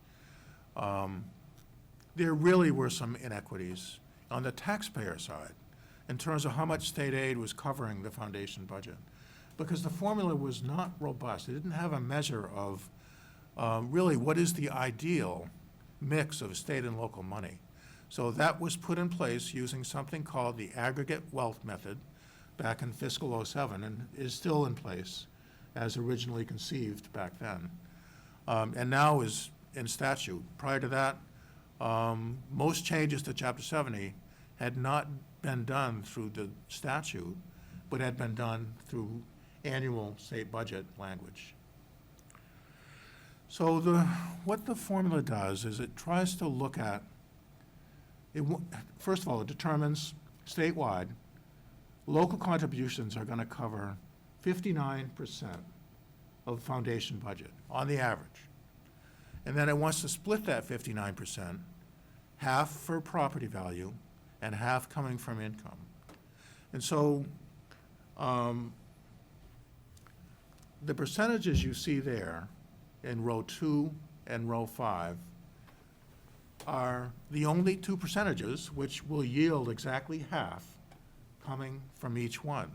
So that those same percentages are applied to every single city and town. So it's like a flat tax. You might refer to it that way.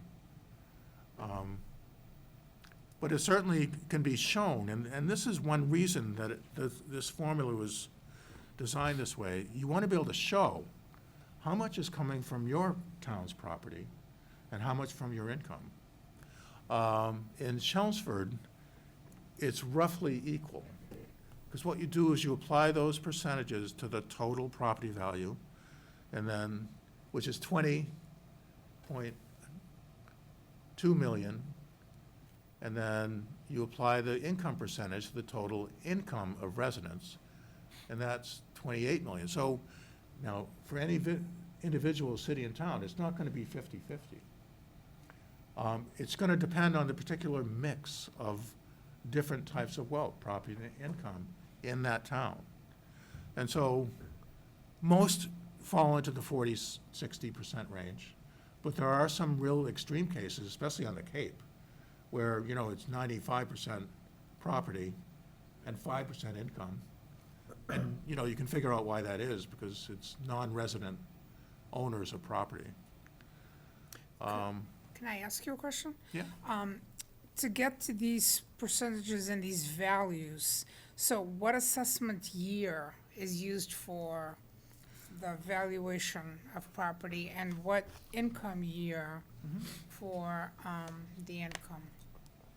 So it's the most recent equalized valuation. We're now using 2018, but that really is primarily influenced by January 1st, 2017, with an estimate of property growth that occurred during the 2017 year, bringing them to January 1st, 2018. This is done every 2 years by the Department of Revenue. And what they do is they recognize that towns are on different evaluation schedules. They're on 5-year schedules now. It used to be 3. But you want to make sure that everyone's being treated on the same basis. And so every 2 years, DOR calculates equalized valuations, which try to recognize, you know, current, you know, values of homes. They take out the it has to be arm's length sale. So if someone's selling a home for $1 to their daughter, that one doesn't count. They're trying to, it's a pretty good measure. It's getting closer and closer to assessed value, because assessed value is, the valuation of property has become so improved in the way they do it with technology over the years, that assessed is becoming close to equalized. But still, there are people who suggest we should use assessed. I'm of the mind that we shouldn't, because equalized valuation puts everyone at 100%. But there are towns that assess at 90%, as low as 90%. Legally, they have to assess at full value, but there's some latitude, and the state allows some latitude between 90 and 100. So you don't want to have a case where some towns are being assessed at 90 and other towns at 100, when it's influencing so much money through this formula. So equalized is the way to go, I think. And then on income, notice it says 2016. Well, that's the latest that DOR has that it certifies. So, and then this was being put together in January last year. Okay. So, well, of this year, January 2019. For the prior year. So, yeah, it's 3 years out of date. Yeah. But it takes that long for them to get everything accurate.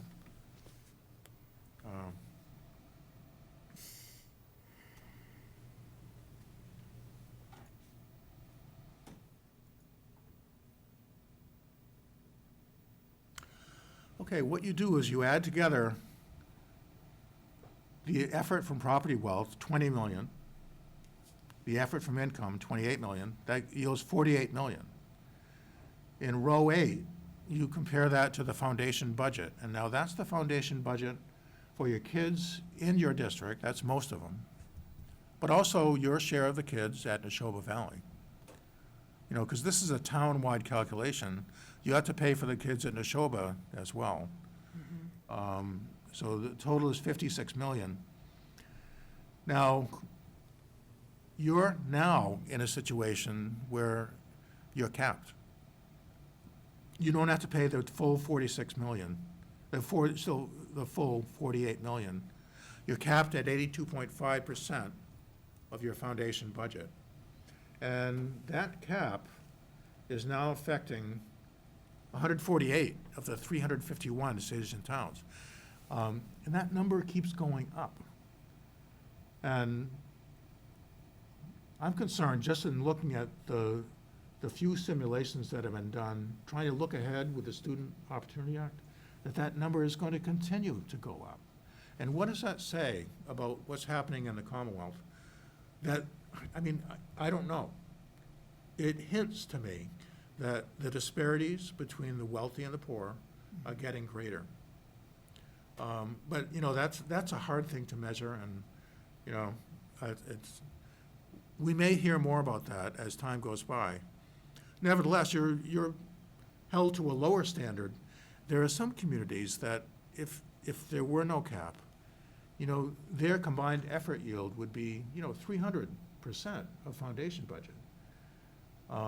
Would the state have any interest in requiring that they spend 300% of foundation? No, not at all. That's why this cap was put in place.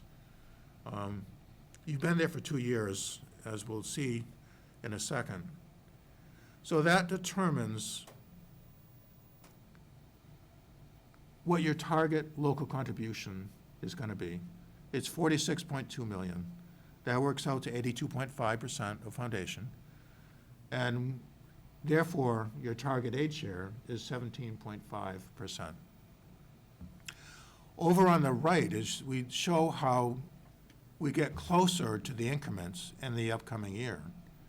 This year being fiscal 20. You start with last year's required contribution, then you raise it by the growth factor, 4.18%, right around the state average for Chelmsford.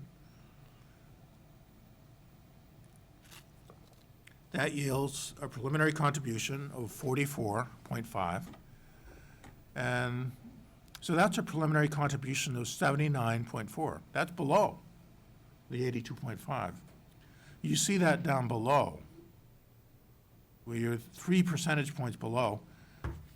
If you're more than 2.5 below, then an additional 1% is added to your growth factor, and so there's the 427,000 being added to the preliminary contribution to get to the final contribution of 44,998,269, which is still 80%. So you're not at 82.5%.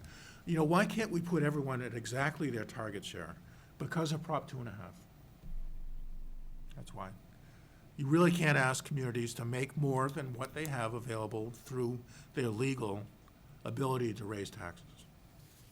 I mean, if we weren't for Prop 2.5, which I have turned from being a rabid anti-Prop 2.5 person way back when it was passing, to being someone who thinks actually it's done a pretty good job.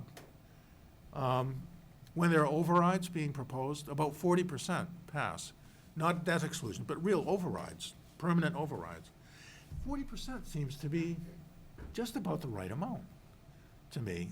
I don't know why, it just feels about right. So, yes, in the beginning, Prop 2.5 resulted in some deep cuts. That was an awful time to be in public service, whether you're at the local level or the state level. But, you know, over time, I think that people have gotten used to it, and it has brought Massachusetts from being near the top of the heap in terms of highest taxes nationwide to being in the middle, even though sometimes people still call us Taxachusetts. That's really not the case anymore. We're in the middle. So, on the whole, you know, this Prop 2.5 thing seems to have worked out, in my opinion. So that's how the annual required contribution is calculated. Remember, that is for the town as a whole. We still have to allocate that between Chelmsford and Neshoba. But first, let's just look at trends in what's being required and what the target is. So you started out back at the beginning of the aggregate wealth method in '07. You were being required to spend a lot more than what the target was. And then over the years, you got slowly closer to your target until by fiscal '18, you had reached it. And in fact, now the target, you can see in the last 2 years, it picks up. You hadn't been at 82.5 until fiscal '19. And we've just saw the calculation. It can't keep up with the change in the increase in the requirement. And so you're now below. Again, what I said before, you're not doing anything wrong by being below your target. This is the formula doing its thing. And you've got plenty of company. Many districts are in the same situation.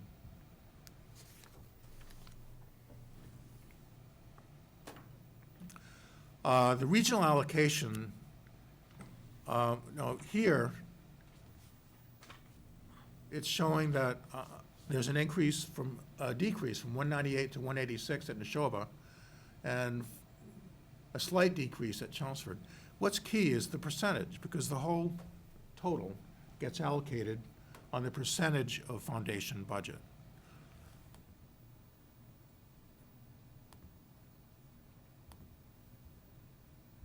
Now the part that most people care about, and is usually the first sheet that they'll go to if they have dared to go to the ESE website and download the formula spreadsheet.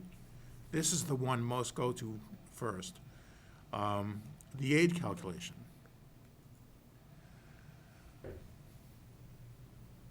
It's pretty simple. I mean, it's, as I said before, it's the residual left over after you've done the calculations for the foundation and the contribution.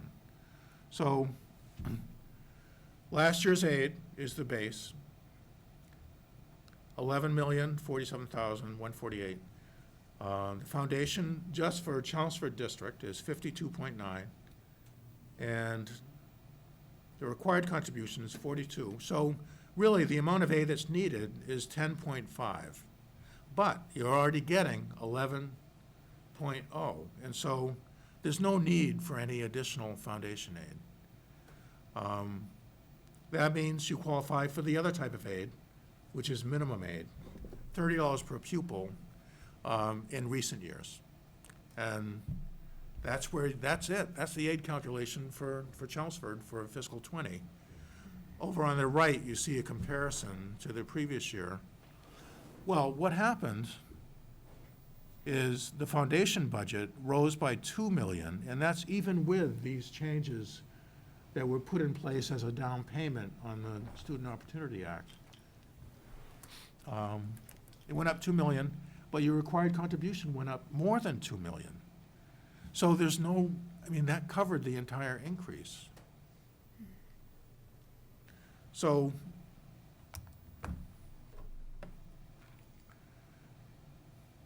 here's a comparison of target aid compared to what you're actually getting in aid. Roger, can I ask you one question? Yeah.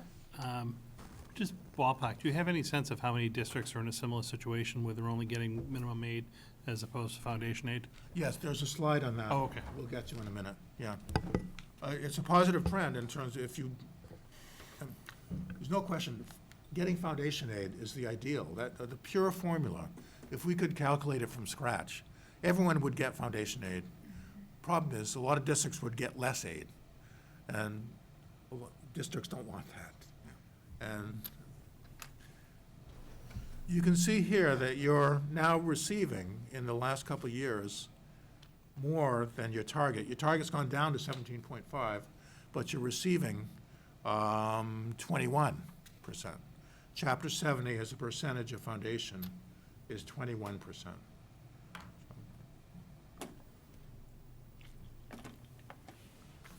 So just, if I were a district person and wanted to know what I'm going to get in aid from the Chapter 70, I would go to that summary spreadsheet we looked at and go to what is the required net school spending percentage of foundation. And I'll explain why. To qualify for a foundation aid increase, your required contribution needs to go up less than your foundation budget in any given year. Also, you have to be near 100% as a starting point. Now, this is key for Chelmsford, and this is key to what I'm going to tell you later when we look ahead to what's going to happen in the future. So, in fiscal '20, 147 of 318 districts qualify for foundation aid in excess of $30 million.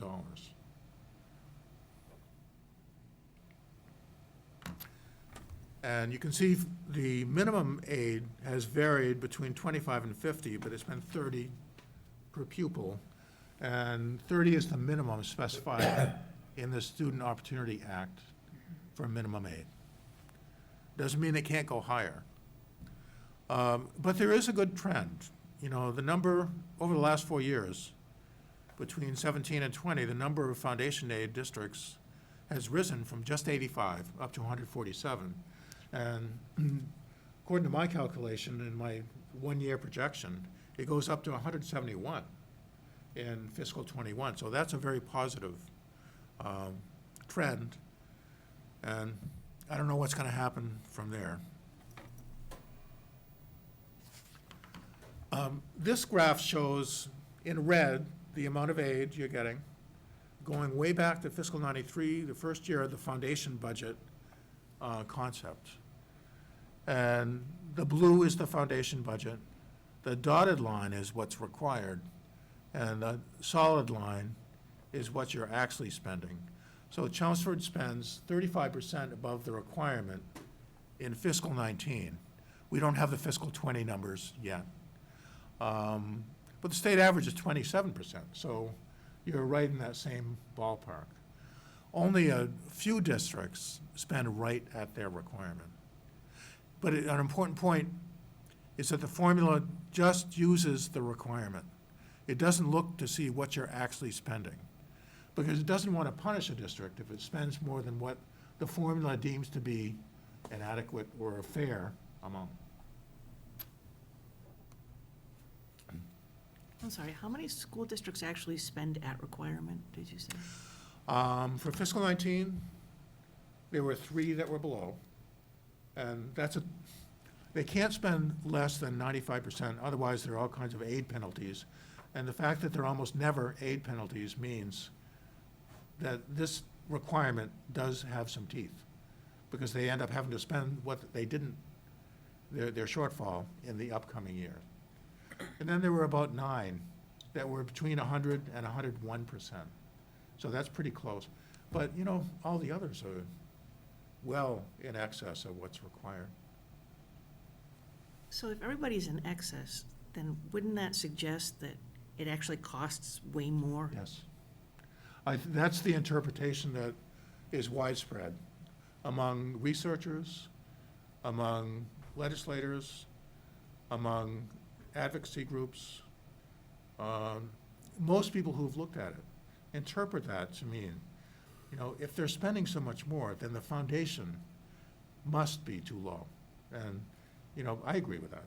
I think, and that's what they were trying to redress with the review commission. Yeah.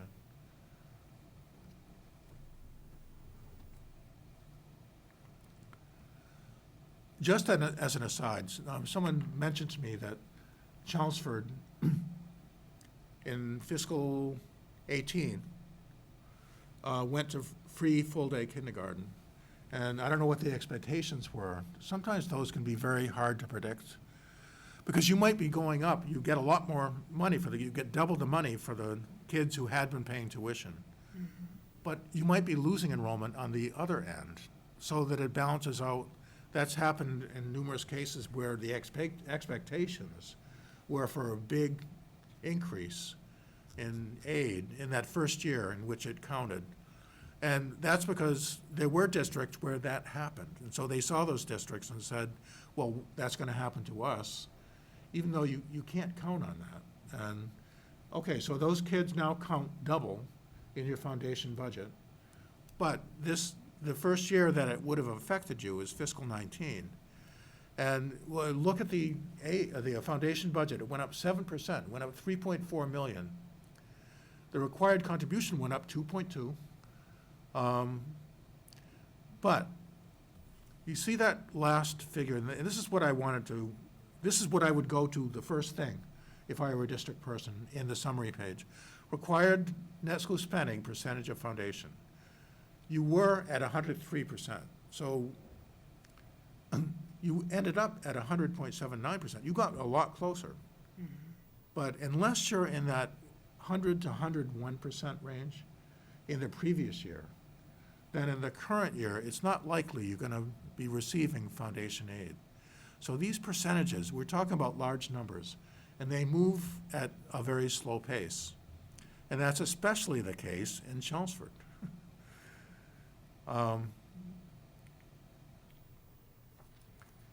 So now, as we saw, Chelmsford is getting about 2 million more in aid than what the formula says it should be getting. Again, you haven't done anything wrong. You've got plenty of companies statewide. The number is 518 million. You know, that's out of state total of more than 5 billion. So when people ask me, how inequitable is the formula? Well, I look at this and I say, on the aid side, it is inequitable. 10% is a large chunk of that 5 billion. Ideally, you know, everyone would be right at their target. On the contribution side, it's off by less than 100 million. I'm sorry, 200 million. But that's out of total required contribution of like $6 billion. So that part, to me, seems equitable. The aid part, now I'm not suggesting that the legislature go in and grab this 518 million to fund the Student Opportunity Act. You just can't do that. You can't pull the rug out from districts. They're relying upon this aid as part of their budget. With Prop 2.5, again, you can't just take the money away. our best hope is that over time, if they're just getting $30 per pupil, that on the whole, that excess will go down. But, regardless of our best hopes, you can see the trends that have occurred since fiscal '07, and they're not coming to fruition at all. The numbers are getting worse. What's good is those districts in red, those are the ones who weren't getting enough aid. They weren't getting as much aid as what the formula said they should be getting. Now, all districts are getting at least what the formula says they should get, and that's a very positive outcome.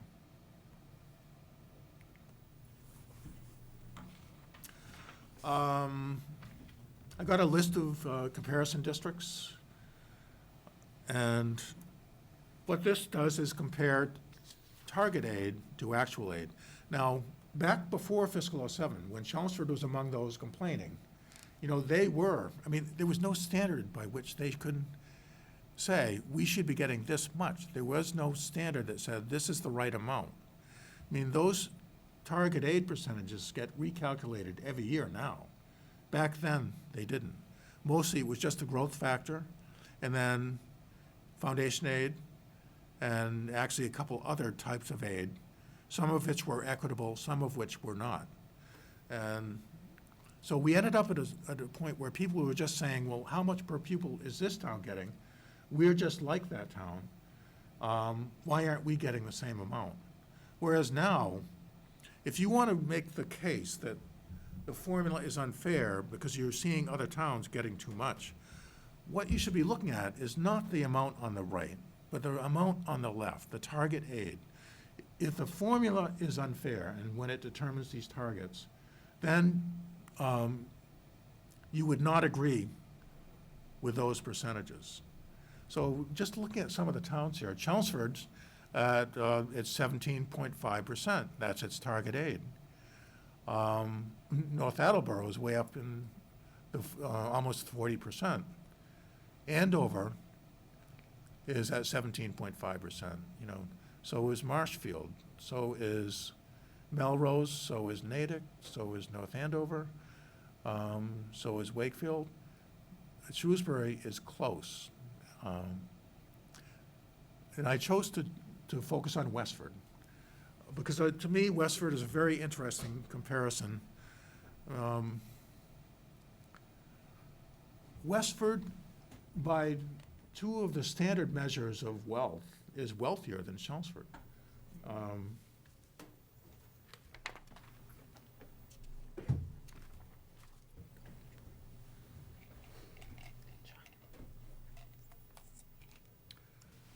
If you look at EQV per capita, Chelmsford is 166,432. Westford is 200,345. What about income? In 2016, Chelmsford 53,212. Westford 60,052. So Westford would appear, if you had to use those two measures, to be wealthier.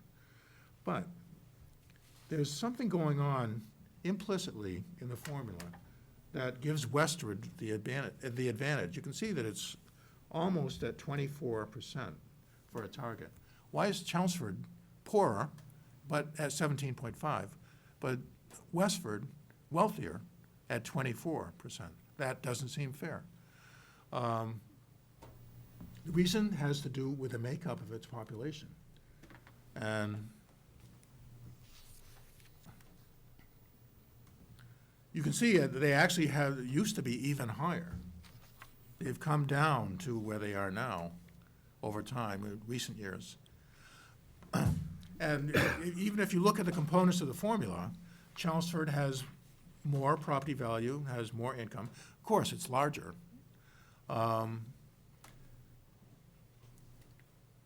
here's the key. Chelmsford, while having substantially more people, has just about the same enrollment as Westford. So Westford, now I can't quite justify saying it's a younger town, because I don't know, it could be bimodal, it could be very young, and it could be very old on the other end, but that's not likely. I think it's likely to be a younger town if you, no matter how you decided to parse it and look at it. But the difference in percentages, students, that's foundation enrollment, percentage of population, 15% for Chelmsford. Well, the state average is 13.8. Chelmsford's above the state average. Westford is 20.6, that ranks 7th in the state. So if you think about it, their foundation budget is going to be 25% higher than Chelmsford. They've got less in resources when you look at property value and income, but their foundation budget is 25% higher. So that's why when you put everything together, their target aid percentage is up near 24%, while Chelmsford is at 17.5%. Now, nowhere in the formula do you see that metric, the percentage of population. There's no way to work that into the formula. It's implicitly worked into the formula because the wealth is being compared to the foundation budget. But if the foundation budget is higher, substantially higher, you can see why that affects the target aid percentage and local contribution targets as well.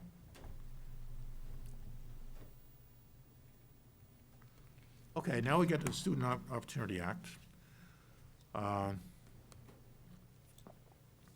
You know, the Chapter 70 formula has been around since 1919, so this is the centennial. School finance people like me expected a wild celebration in the streets. That hasn't happened. In fact, school finance people aren't famous for partying. But, you know, this act, the passage of this act, is cause for celebration. When you're looking at it from the perspective of the Commonwealth. And all of you are residents of the Commonwealth.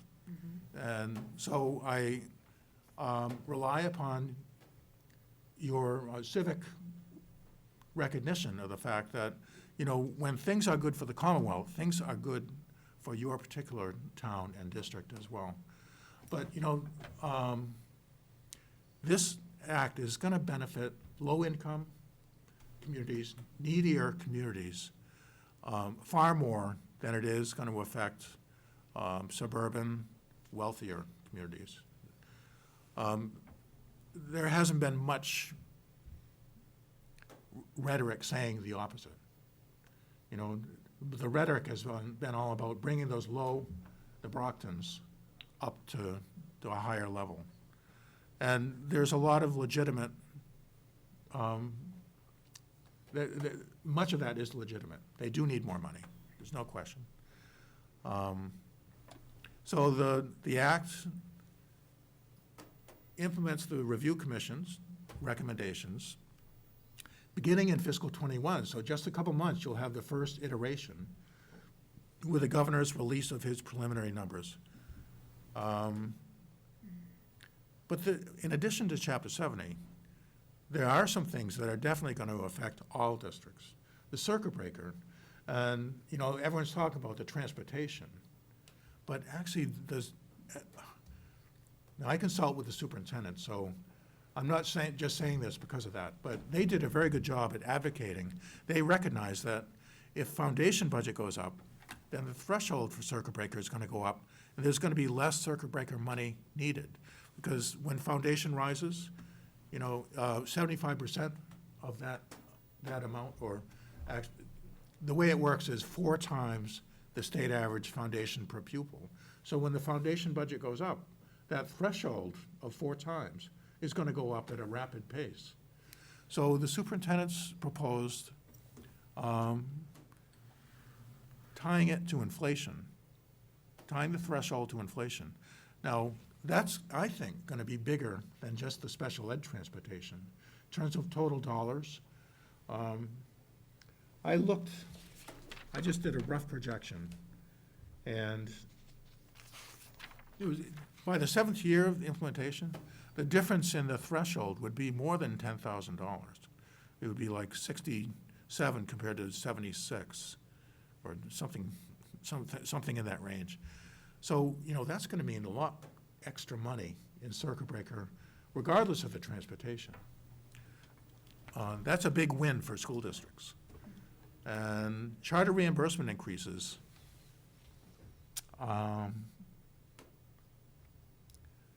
This will affect Chelmsford and any district sending significant number of kids to charter schools.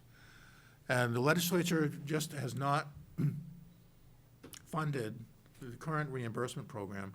So now, with this act, they actually put language in there that requires them over 3 years to reach full funding of the tuition reimbursement program. And that, if it was fully funded this year, would raise the amount of money from 100 million to 190 million. So, that's a lot being spread out among all the districts. Neither circuit breaker nor charter reimbursement is an equity-based program. It's all based upon costs. And so, it doesn't matter if you're wealthy or poor. If you have kids in those programs and they have costs, you're going to get substantial increases. The challenge with both of those is neither of those are appropriated locally. The residents in the community don't see those numbers in terms of at town meetings and in discussions, because circuit breaker, as you know, comes in and it isn't even available at the time of town meeting. And charter school assessments and reimbursements come in on the cherry sheets.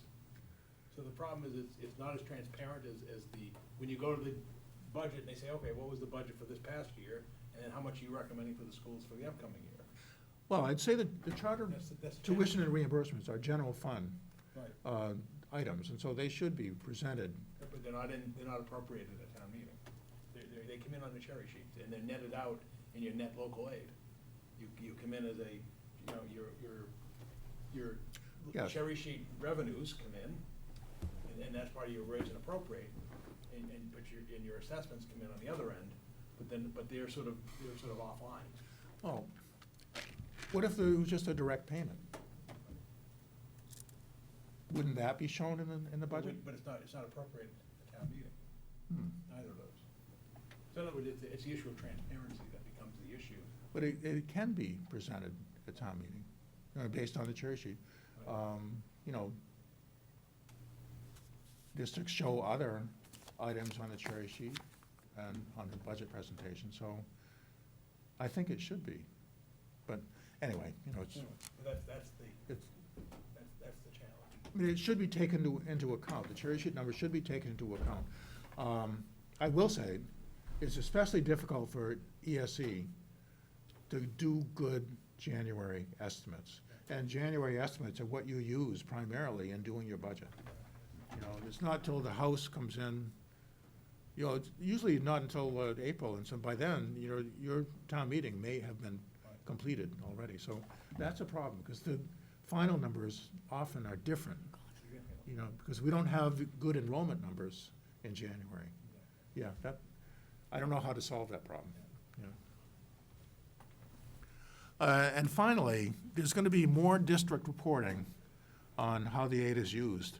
Not just the ELL and low-income reporting that I mentioned earlier, but actually reporting by foundation budget category.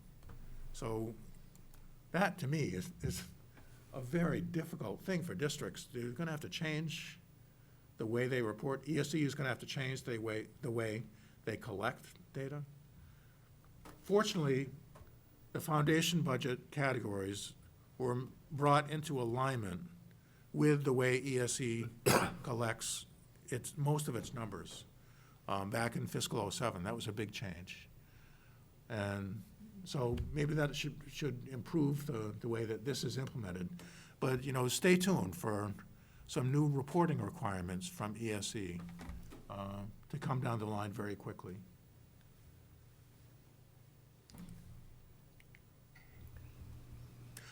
Okay, for Chelmsford, for Chapter 70, we start with the one, I just did these a few days ago, for my own edification, because I'm curious about how it would actually be implemented in the first year. And I didn't have inflation until a couple days ago. So, again, look at the bottom line. Chelmsford is at 101.42%, a slight increase from where it was in fiscal '20. So the heading here tells the story. Required contributions cover most of the foundation budget increase. You know, even with those changes to the foundation, the aid is still minimum aid. Now we have two sets of other projections. One was done by ESE, and these are published projections for fiscal '21. Another was done by MBPC going through fiscal '26. So we have the '21 number and the '26 number there. ESE only published '21 and '27. But all of these show approximately the same result. Chelmsford still has not gotten to 100% on net school spending percentage of foundation. And if you look at the increase in contribution, it's 14 million. Increase in foundation budget is about 15 million. Chapter 78 is about 1 million. So this is going to be the pattern for a lot of communities like Chelmsford. As far as we can project. You know, doing these projections is really, there's a lot that goes into it. You can't just do it for one town. You've got to do it for all the towns at the same time. And if you're doing 7 years, all the factors have got to be updated and brought into the next year. You can't just do it projecting them 7 years out. You've got to do each one individually, so it builds up upon the previous year. So I don't know how much value to place in the 26 and 27 numbers. Legislators wanted them to have some sense that what are they getting into? You know, what's the commitment over time? But, you know, that's what I see happening, continued minimum aid in Chapter 70.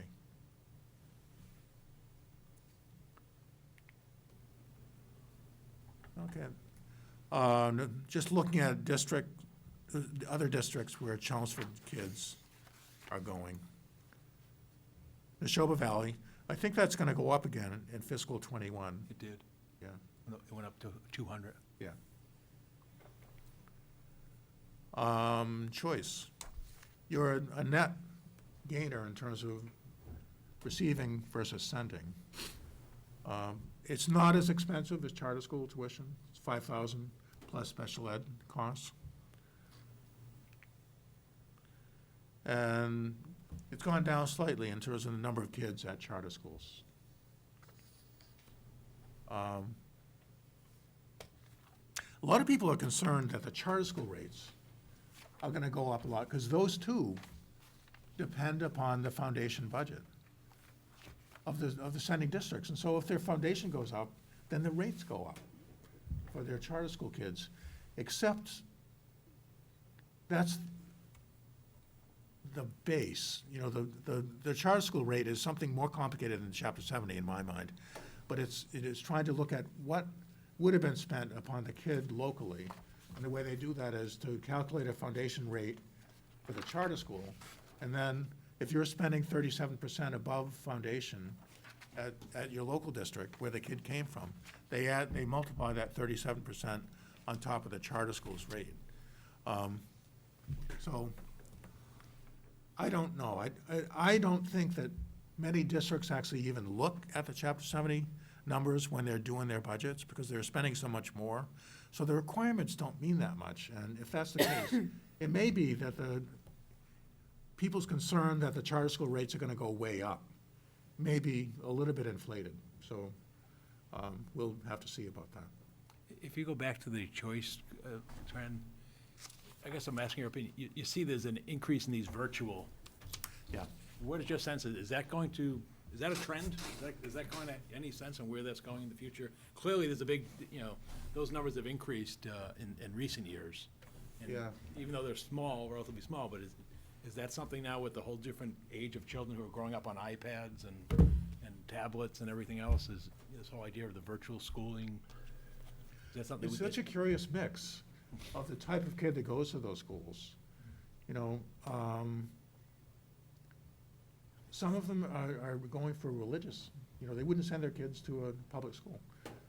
Some of them are going, for reasons of physical problems or pregnancy, any sort of social problems. They don't get along with kids.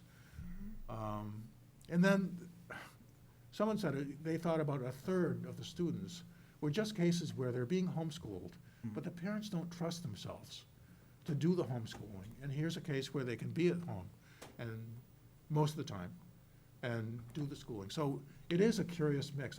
It's hard to project. The numbers are going up. We've leveled out since about 2013. We did have a bump since 2010, we had looks like 11 kids out, but then we were in the 30 to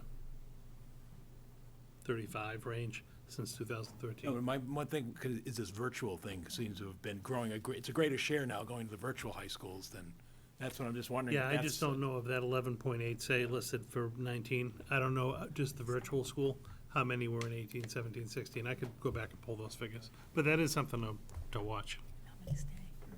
Hmm? How many actually stay in it? Yeah, but it's a snapshot in time. Right. What do you, I mean, we haven't heard in our area that, many more charter schools are considering opening up or whatnot. What is the trend kind of statewide on that? Are there significant expansion, do you think, on the horizon? Well, Is that- there's a cap, Yeah. excuse me, on the percentage of tuition. I Right. mean, there's a net school spending cap in terms of how much can be spent by any district. Mhm. And so that affects Boston, where a lot of charter schools are located.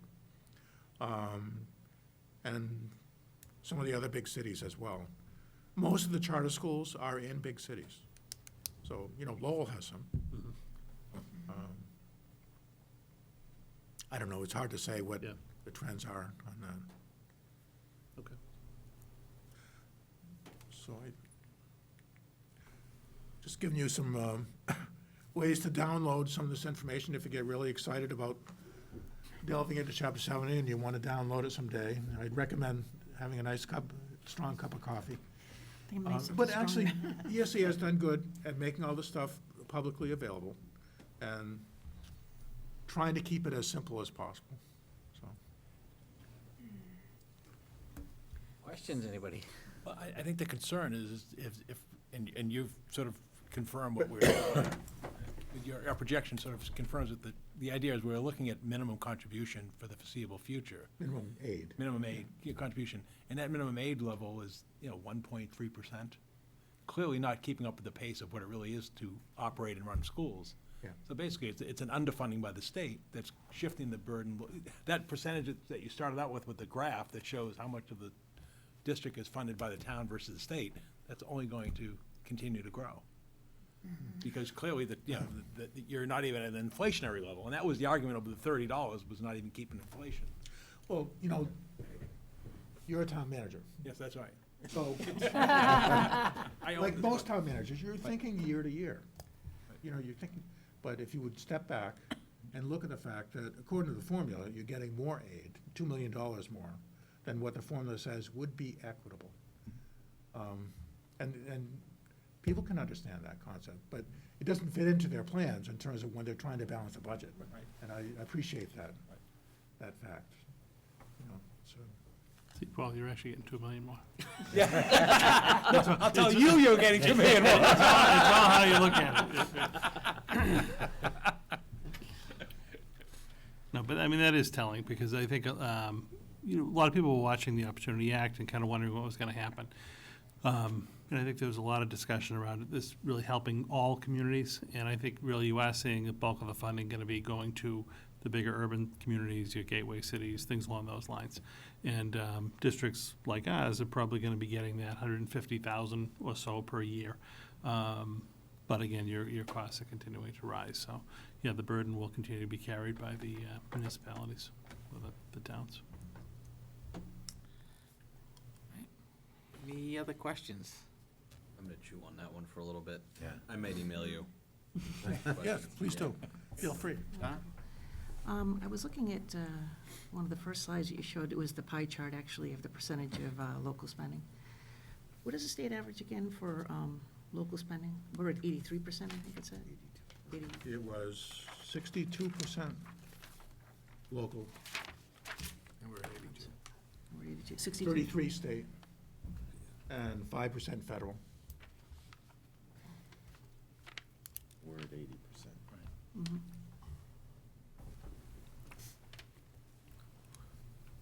That's And then- everything though, not just school, correct? This is school, That's only school? yeah.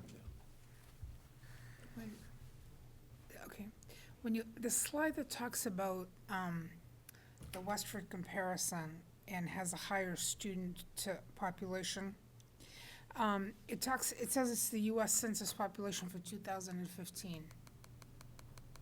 We're coming up on a census year. Yeah. So what happens here is, this actually can have a huge impact, just like it can have a huge impact nationwide. When do they take those numbers from the new census count? Is it immediate impact? The formula will not use the US Census.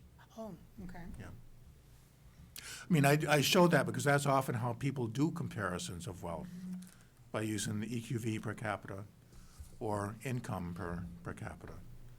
But the formula does not use per capita measures, you know. It just takes, well, the formula's name is aggregate wealth. That's the term that's used. It just takes the total property, and it takes the total income. Good, John? So just to get away from the numbers for a second, so one of the things that, you know, the discussions that we have at like town meeting and amongst ourselves and just people that don't necessarily live inside Chapter 70, does state legislators, do they have access to the formula, to change the formula during different budget cycles? I guess what we're asking is, in this town, we have 4 representatives? Four? Four.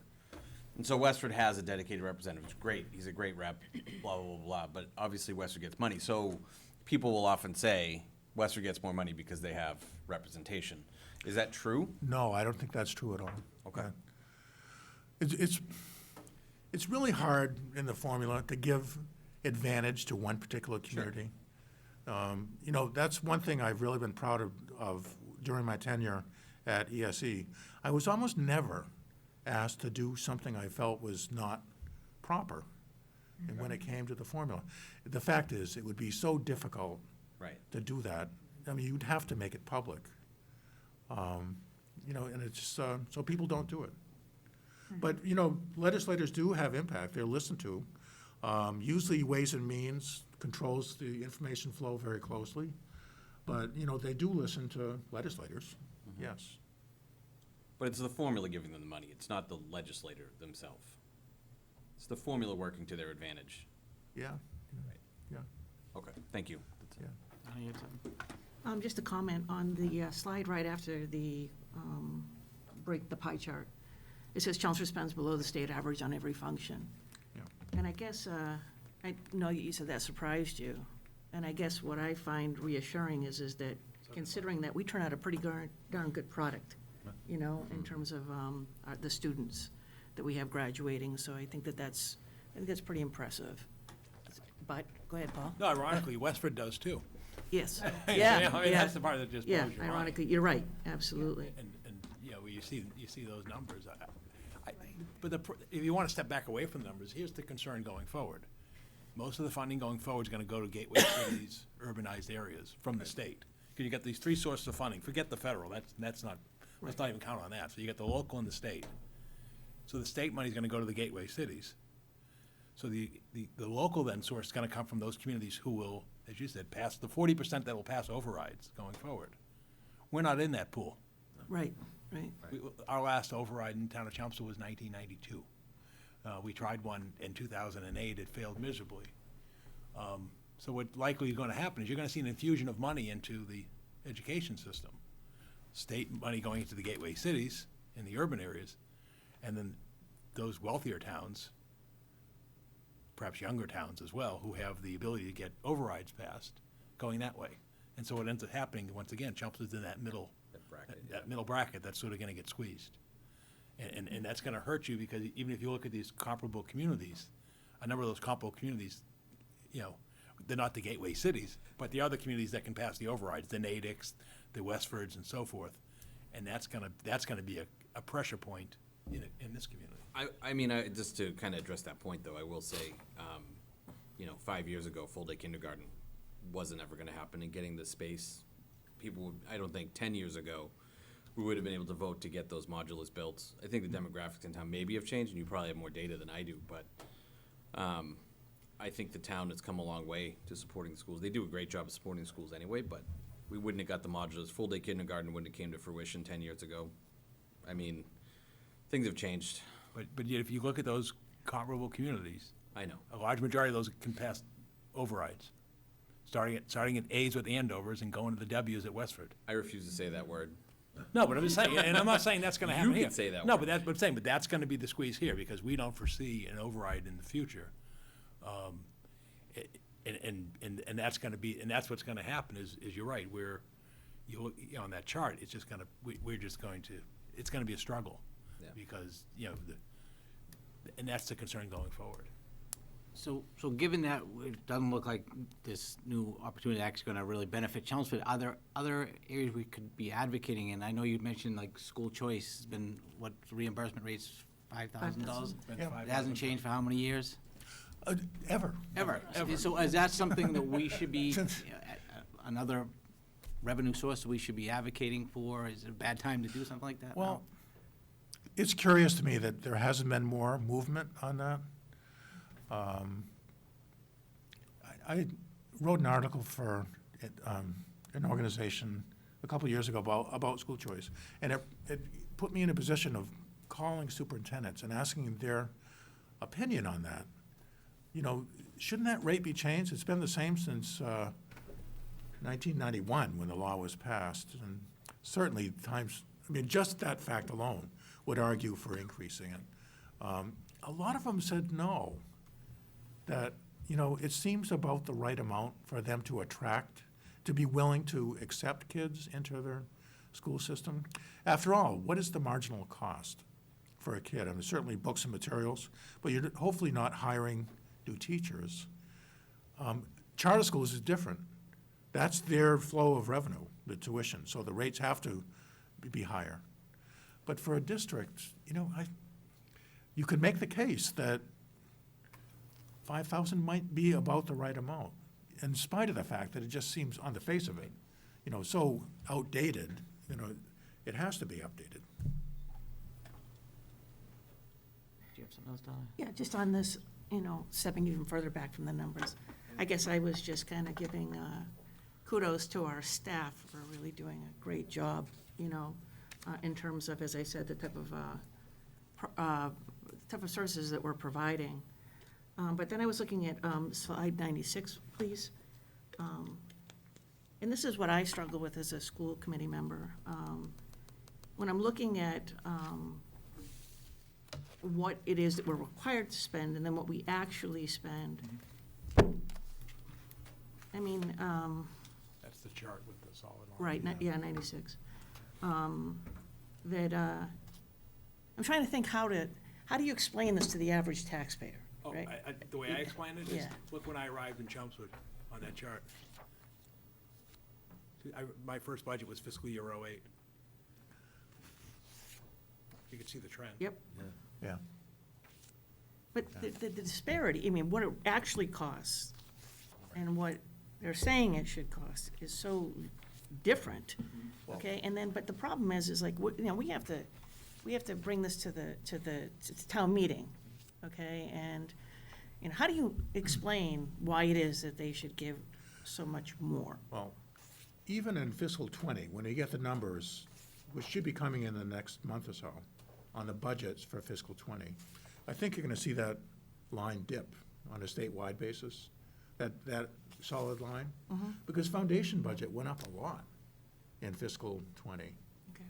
So, if the denominator goes up, it's hard to keep pace with that on the spending. I think you'll see a trend continue with the Student Opportunity Act. So it's hard to explain why you're spending 37% more than what the state defines as an adequate amount. Correct.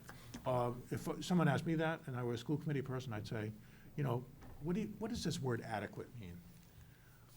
That is a good question. It's been shown by numerous people that it's not adequate in certain areas. So, it doesn't reflect what districts have to spend.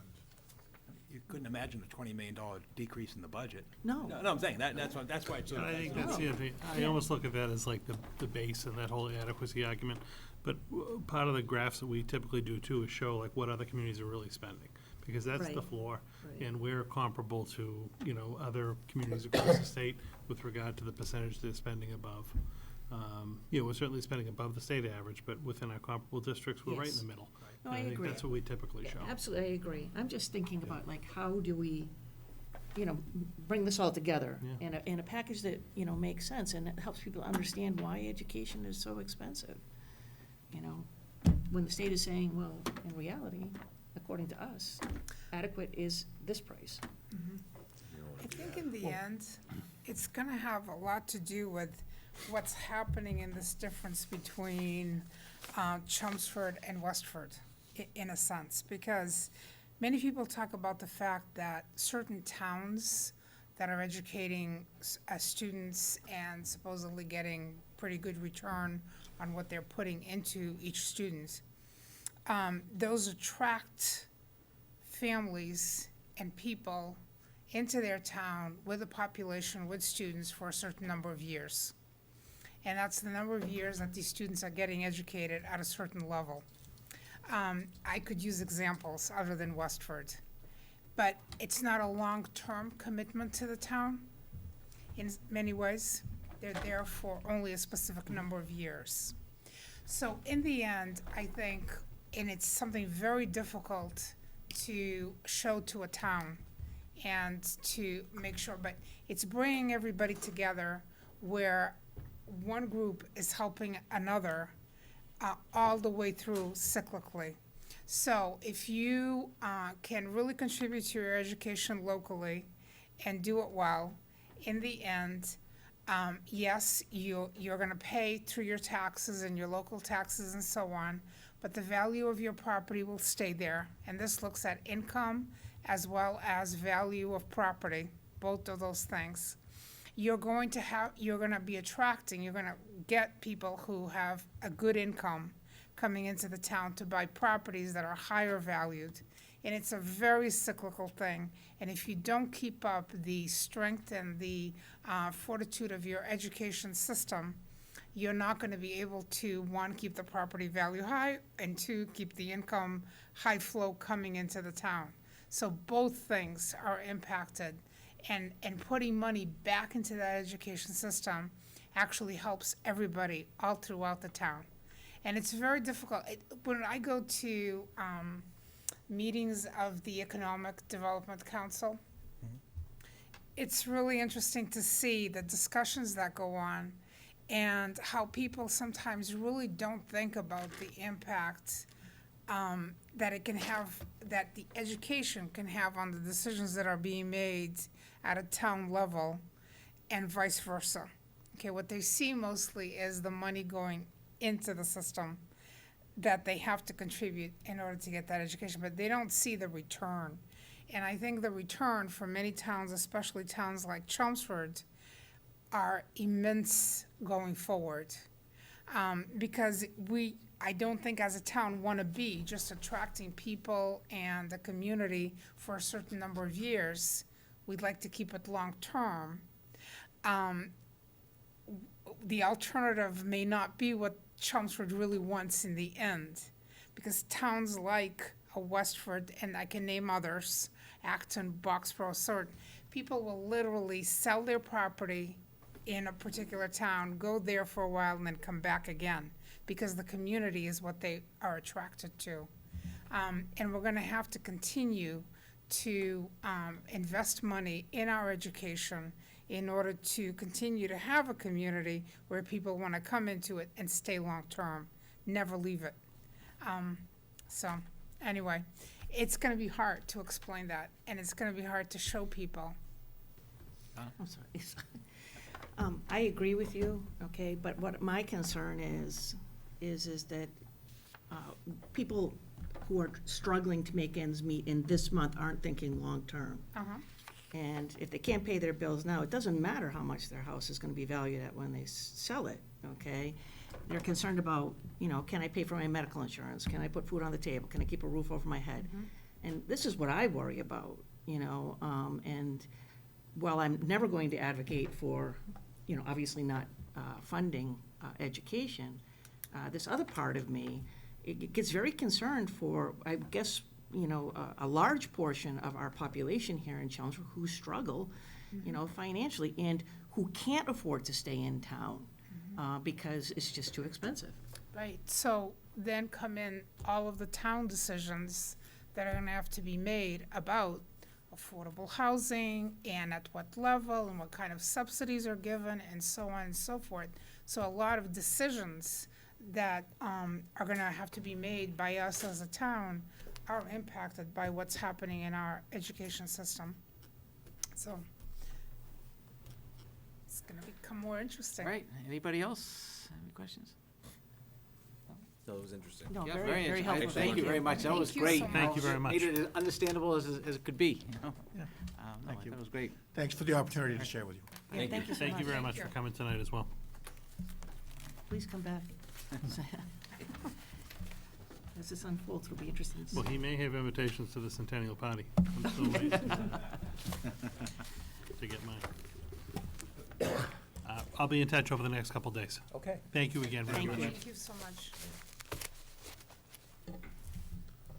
Does anyone need a break? Yeah, before we'll we go? catch our breath for like 2 minutes. Do you want to take a 2-minute break? Yeah, Yes. we'll Can we do that? Okay. All right, so we'll just recess for 2 minutes. Yeah. Do we need to make a motion? I think it's.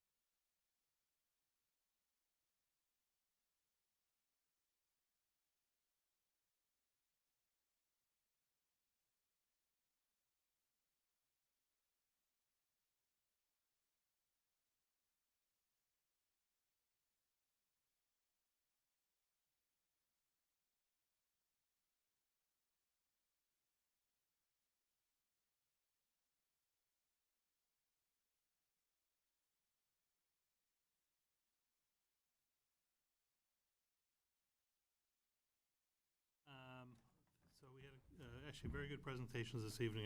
I appreciate everyone being attentive and sitting through them. The good information shared. Fourth item on the agenda this evening on a new business is recommendation to formally establish a working committee to take a look at the Chelmsford High School Plateau track area. When we were reviewing our capital plan work for the fall, I had mentioned this previously. I'd have some discussions internally with Brian Curley and Dan Hart, who work in the school department, and Paul and Gary on the town side around the plateau space at the high school. So there is a track there that is somewhat falling into disrepair and is going to need to be reconfigured, resurfaced, or something in the very near future. The grassy area is a great practice space, and a lot of our different teams use that for a practice space. But it isn't turf, it's natural grass, so it is, during rain and things like that, you have to give it time before you can actually work on it. But when we started just talking about the space, because we put so much money and time into the McCarthy track, we did put an actual shed there, we keep all of our equipment there now. That's kind of a premier track in the area. We started having dialogue about should we replace the actual track at the plateau, or maybe look at that space for an alternate use. Baseball and softball came up, an alternate space for just team practices came up. And what we'd like to do is establish a formal committee to take a look at that. And I laid out, again, 3 representatives from the school department, Gary and Paul from the town side, and then a couple representatives from boys and girls sports teams, most likely a baseball, softball, generic kind of sport representative, to just sit down. We'd like to have a member of the school committee be appointed, also a member of the Board of Selectmen, just so that we can keep some dialogue going within those groups, and possibly in the near future bring forward a recommendation for some kind of an alternate use for that facility, a plan with what to do going forward. And as kind of a first step, I know when the school department of the town pursued McCarthy and the high school for the turf fields, there was a working committee that got together to really kind of champion that initiative. So in a similar kind of vein, we'd like to do a formal committee to take a look at that plateau space. So I bring that forward to you this evening to get your advice and counsel. If you agree, I kind of laid out the first 6 or 7 members who would be on that group. Again, myself, Brian Curley, Dan Hart from the school department, Town Manager Cohen, Gary Persichetti from Public Works, a rep from the school committee, a rep from the Board of Selectmen, or the Select Board, and then 2 or 3 representatives from the various sports groups. And ideally, if we get this group put together, we'd like to maybe have an initial kickoff meeting before the holidays to talk about what we'd be looking at, and then convene some work over the winter months to possibly have some recommendations in time for the spring. So just wanted to throw that out there as a my kind of thinking at this point to kick this process off. I mean, I don't mind taking it on, but if anybody's interested in it, let me know. We can talk after the meeting, and you know, it's going to be, what if you can meet 4 or 5 times? Yeah, I don't see it being more than like 4 or 5 times. I think whoever does it is going to have some flexibility in schedule. But, you know, yeah, John, it's not looking good for you. I would say 4 or 5 meetings between now and probably the early spring months. So if anybody else is interested, Jeff, if you're interested, you know, Donna or anybody, we'll talk after the meeting and. Yeah, Okay. but you like the idea? I like and that. We'll start I to like kind of it. formalize Yeah. this? No, I think it's, Good, okay. and multiple funding sources. Yeah, we've got to look at all the different funding sources, and we can kind of talk about that a little bit when we kick off our first meeting. Okay. Great. Good, all right, and I'll reach out to Ken, the chair of the Board of the Select Board, and see if we can get a member appointed as well, and then Paul will try to schedule a meeting to kick off before the holidays. Good, thank you very much. All right, thank you. Thank you. Item number 5 this evening is approval of our school calendar for the coming school year, 2021. We typically try to approve that in December. I think I mentioned that previously. It came up at a recent school committee meeting. So this is the calendar in front of you. This is actually a pretty straightforward calendar. The holidays next year fall on regular weeks, so we wouldn't have any issues like we're doing the 2-week Christmas this year, the way the holidays fall. But under this calendar, keeping with the going back the Monday before Labor Day, Monday the 31st of August would be our staff orientation day. And then that Tuesday, Wednesday, Thursday would be school days. We would take the 4-day weekend for Labor Day and then kick into the traditional school schedule. So we've identified all of the standard holidays within the calendar in the red. We've identified all the professional development days in blue, and would recommend you approve this. We're going through, there's a second page to this calendar that basically just lays out the religious holidays, and I'm just trying to confirm with two different religions some of the days, the way that they're falling, before I actually publish the backside. But it's consistent with this year's holidays, it's just confirming the days, so that I have it right the first time out. But I would recommend you approve this calendar. Once I finish page 2, we would advertise this and send this out to the parents. Anybody questions? So just remind me how many snow days are built into the, or There's always 6 built in. how many? 6. Six. So that would be as if we actually Same use thing the as 6. this year. Correct. If we use the 6 So days. it's a little later start, later end this year, too. Labor Day's. Labor Day's late this year. That's what I'm saying, so. Correct. So we hadn't started before Labor Day, this would have been Even one of those later. years that would have been really tight. Yeah, because If you we would have don't- had to pick up 3 days, so you would have actually been at June 30th. Right. Yeah. With it, yeah. And actually, we've received very good feedback about going back before Labor Day. I think people are getting used to it at this point. What are the yellow highlighted days in August? That's just for staff orientation. So any new staff to our district would participate in the 26th and 27th staff orientation. The 31st is our kickoff with all staff. Yep. And then at the very end of the calendar, the 24th, the yellow would technically be the last half day for kids.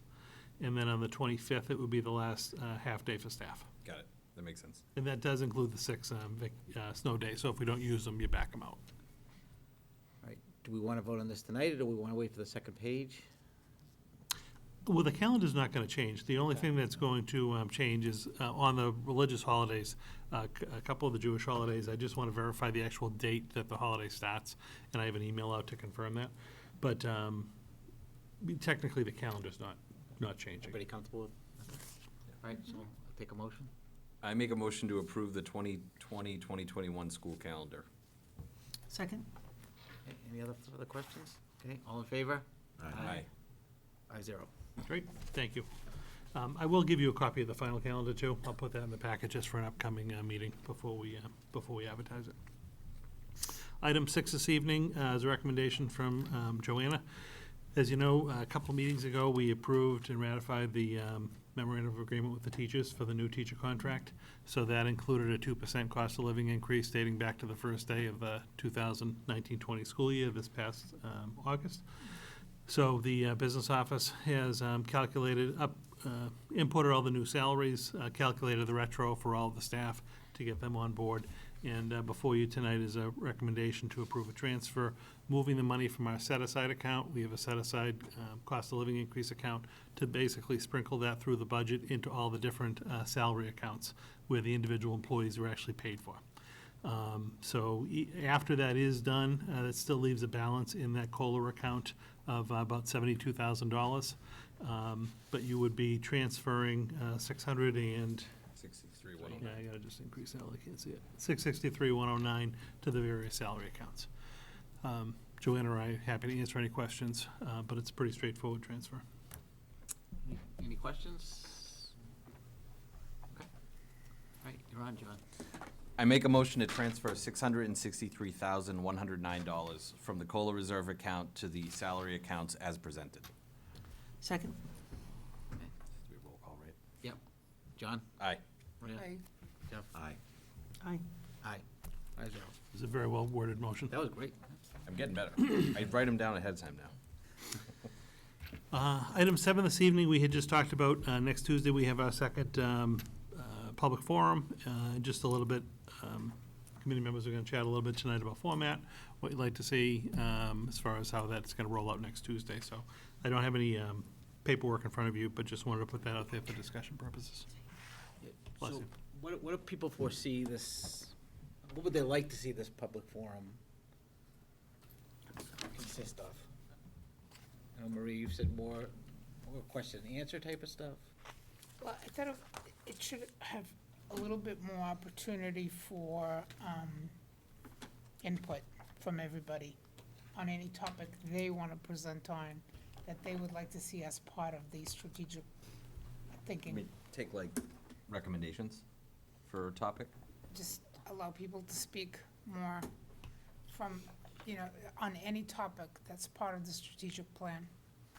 This was very geared. It was like 3 specific things that you were trying to get at, 3 specific goals, or, which I understand. But if you allocate a little percentage of the time, doesn't have to be a big amount, 10 or 15 minutes, and allow people to give more input, I think it makes it for, we participated more. Would it be to fit within the framework of those 3 major, like the academic, the social emotional? I would Everything. assume we'd have to, so we'd have to Hopefully present in that, education, it all that fits in there. framework, right? Those are 3, whether, Yeah, I mean, the way we did the first forum was really, most of our initiatives in the district fall into 3 broad categories. So you have our academic areas, and again, very broad, anything academic.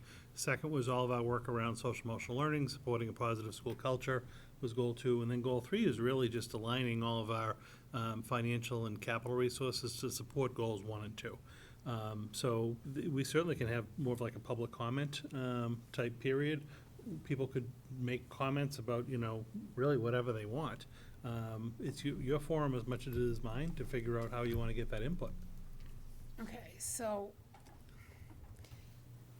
let me put it this way.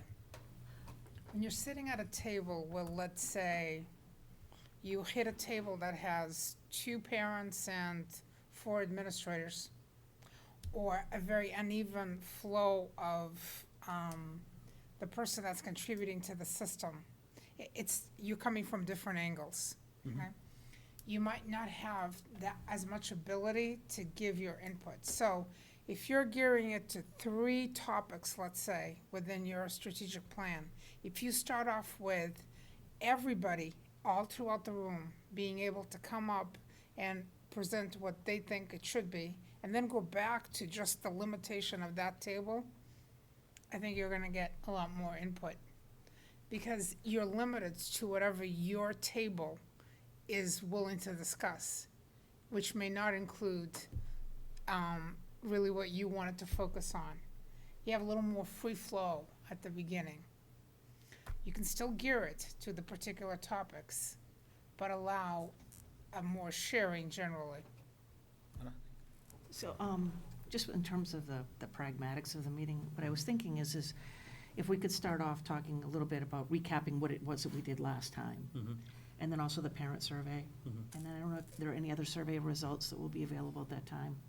Those are the big ones right now. Okay, to kind of recap Yep. where that's at, and some of the information that we gathered from those particular items. And then I think maybe to go into maybe more of a public comment kind of thing. So we can kind of get a sense from people throughout the room what is some of the areas of focus or concern that they may have, going forward through the next strategic plan. I think that would be a good idea.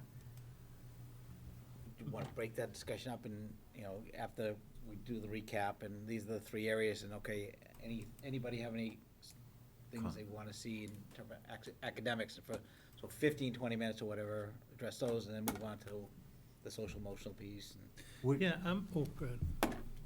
Good job. No, we had specific topics, like under academic communication, Yeah, and right. would we be better off to put those major topics so people could come up and put their ideas, like, for example, under communication, to do that, to kind of give them an outline so they know they could address specific issues already brought up for the plan? Does that?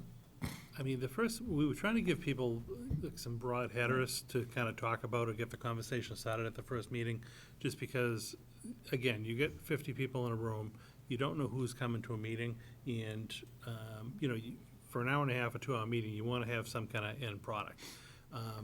I have no problem doing what Donna suggested, and then even just doing like give people an opportunity to talk about what they want to talk about. The only thing I would suggest is they talk about it from the realm of what would they like to see the outcomes be 3 or 5 years down the line. To just not have it be something like a specific little thing that's unique to their particular child or like a situation they're having. If someone's having like a situation right now that needs to be addressed, I'd much rather just meet with them offline, meet with their school, kind of facilitate a discussion, bless you if need be, but be talking about more like 3 to 5 years down the line, I'd really like to see this program or this academic accomplishment or whatnot. But we can do that, and then if you want, we can kind of be on the fly a little bit that night, and depending on what feedback we get, we could then, when we get back to like our tables that do small groups, we could either, and let me think about this, but we could either organize people around target, kind of items or matters that came up that night, or make sure that each of our groups at least addresses those topics at their tables or their breakout groups. So, the beginning part certainly can be somewhat structured, but then based on what kind of feedback we get from that night, we'll kind of make up the second half of the evening. We'll know what process we're gonna follow, but we won't know the topics until people tell us about them. And then the only other thing we have to keep in mind is, while we'd love to get hundreds of people to come, realistically, I would imagine we'll probably get the same number, 50 to maybe 60, 75 people. When we're making district-wide decisions, again, it's a small group that's giving input. We just have to obviously take it in, but see how applicable it is to the general district. So I think that would be fine. What are we doing in terms of publicizing this particular session? I haven't seen much on it. Well, so we have the graphic that's on our webpage. We've been pushing that through social media. Emails to parents will go out again. I am going to specifically email, because we got all the email addresses of the people who came to the first session. I am going to email them, invite them to session 2, and share the summary sheets that we shared at school committee meeting 2 ago about some of the topics that were discussed, so that will go to them as well. I'm not going to send that to the entire district, because I don't think people, if they weren't part of the conversation, would know what we're talking about, and I don't want to scare people off either. But we'll do more of a generic email, just similar to the last time, inviting people to come, and if they can't come, to please send along their comments. Donna, you had something?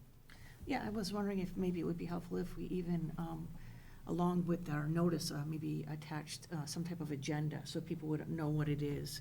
Kind of set the goals out ahead of time, so people will understand. So the what- broad message? Yes, exactly, so that people know that there's gonna be an opportunity for open comments, and, we're gearing it towards these particular areas, looking at a 3 to 5 year outcome. So that when people come, they know that, that this is what they would be speaking to. If we could also make sure that it goes to each school's website and gets publicized in, for example, Lions Roar. I get this every week from the high school, which just says dates when things are happening to each parent in the high school. If that could be part of the publication. I don't know if the other elementaries and so on are doing newsletters, but that would be good too. Yeah, my only, we'll get it out through as many vehicles as we can.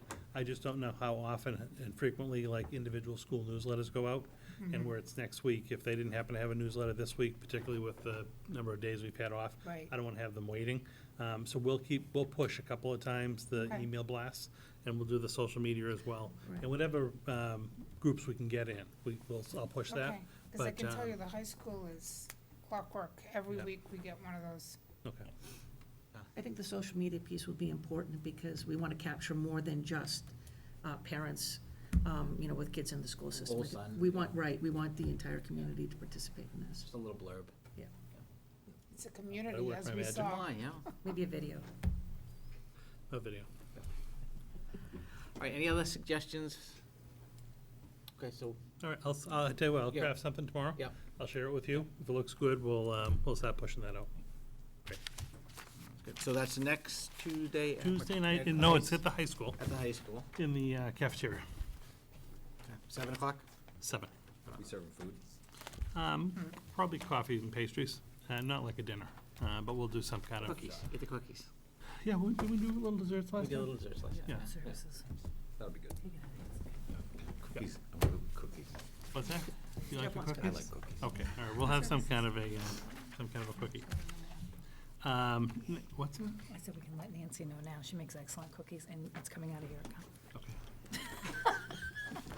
Item number 8 this evening, outstanding matters. This actually didn't come up at the last meeting, but just hopefully to provide some closure on this particular issue. Joanna prepared this little draft for us, and there were a few communications that had gone home to the parents of the schools affected. But we did receive some negative press a couple weeks ago, both in the form of a newspaper article and a TV segment on our school cafeterias and preparation areas. This was based on a story that one of the news stations had done, looking back at all districts. It wasn't targeted toward Chelmsford. They did a statewide survey of different inspections in schools, grabbed a sampling of the data that they found, and then put a story on it. And I think one of our schools was highlighted in the story McCarthy, dating back to some health inspections from a year prior. The kitchens and the preparation areas are inspected regularly throughout the school year. And anytime there's any kind of a finding or recommendation for an improvement, it's acted upon immediately. And in this particular case, the inspection was from almost a year ago. I think it was the winter of 19, when the issues were identified. They were remedied, and they were remedied prior to the story being run, but the story was run as kind of like an expose looking back. But just wanted to let you know that we did take the necessary steps to correct the items, and anytime that there is an inspection, we do that. From time to time, there's always going to be a recommendation. It's very similar to like an audit. They're always going to recommend some type of an improvement moving forward. We take it very seriously. We acted upon it. And again, once we notified the families of the schools that were included in the article, we actually received good feedback, people just being appreciative and thankful for the information. So happy to answer any questions. We think it's a done deal at this point, but just wanted to bring some closure to that for you. Anybody have any questions on that? Great, thank you. Okay. And then I had previously told you that I didn't have a field trip, but I do now have a field trip. So just one this evening. It's just in paper. It's not in your packet. This had just come in for this coming weekend. The boys varsity basketball team to participate in just an overnight and a preseason bunch of scrimmages with a couple of other teams. It's in state, but it is overnight, one night. So we would recommend that for your approval this evening. Looks like it's in Whitman, Mass. I make a motion to approve the field trips as presented. Second? Any questions on it? No. All in favor? Aye. 5-0. Great, thank you very much for allowing that in.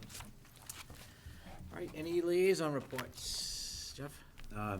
CHIPS had the CHIPS PTO had their November meeting, and they had an open house in November, which was very successful. It was a great opportunity for parents to meet with teachers, as well as raise some funds for their future enrichment programs through a bake sale and a raffle. They're currently participating in a sock drive for a local charity and planning a teacher holiday luncheon for December. And lastly, in November, they had the fire department in to talk about safety with the students. They do a lot of great enrichments, and they work really hard over there. They do a nice job. Right, anybody else? Donna? I just want to mention, I know that Linda had mentioned there were a lot of concerts coming up, but one to definitely check out is the All-Town Wind Ensemble, and they'll have their concert on December 19th at 7 o'clock at the PAC. So if you enjoyed Chicago, go to the concert. Okay, we had an EL Council meeting. It was really well attended, was number one. Two of the teachers from the EL group came to the meeting, and it made a very huge difference with the parents who were there.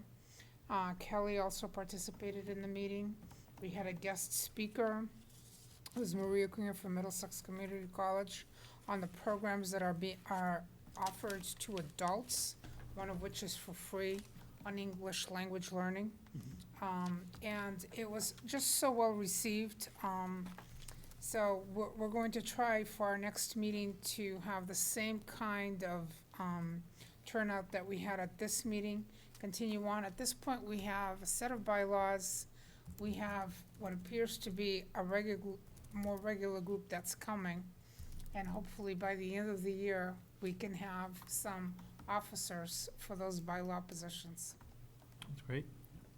Yes, it is actually, I was very surprised when we went to the conference in the Cape to attend sessions where big communities like districts like Springfield still don't have meetings of their EL council. It's that difficult.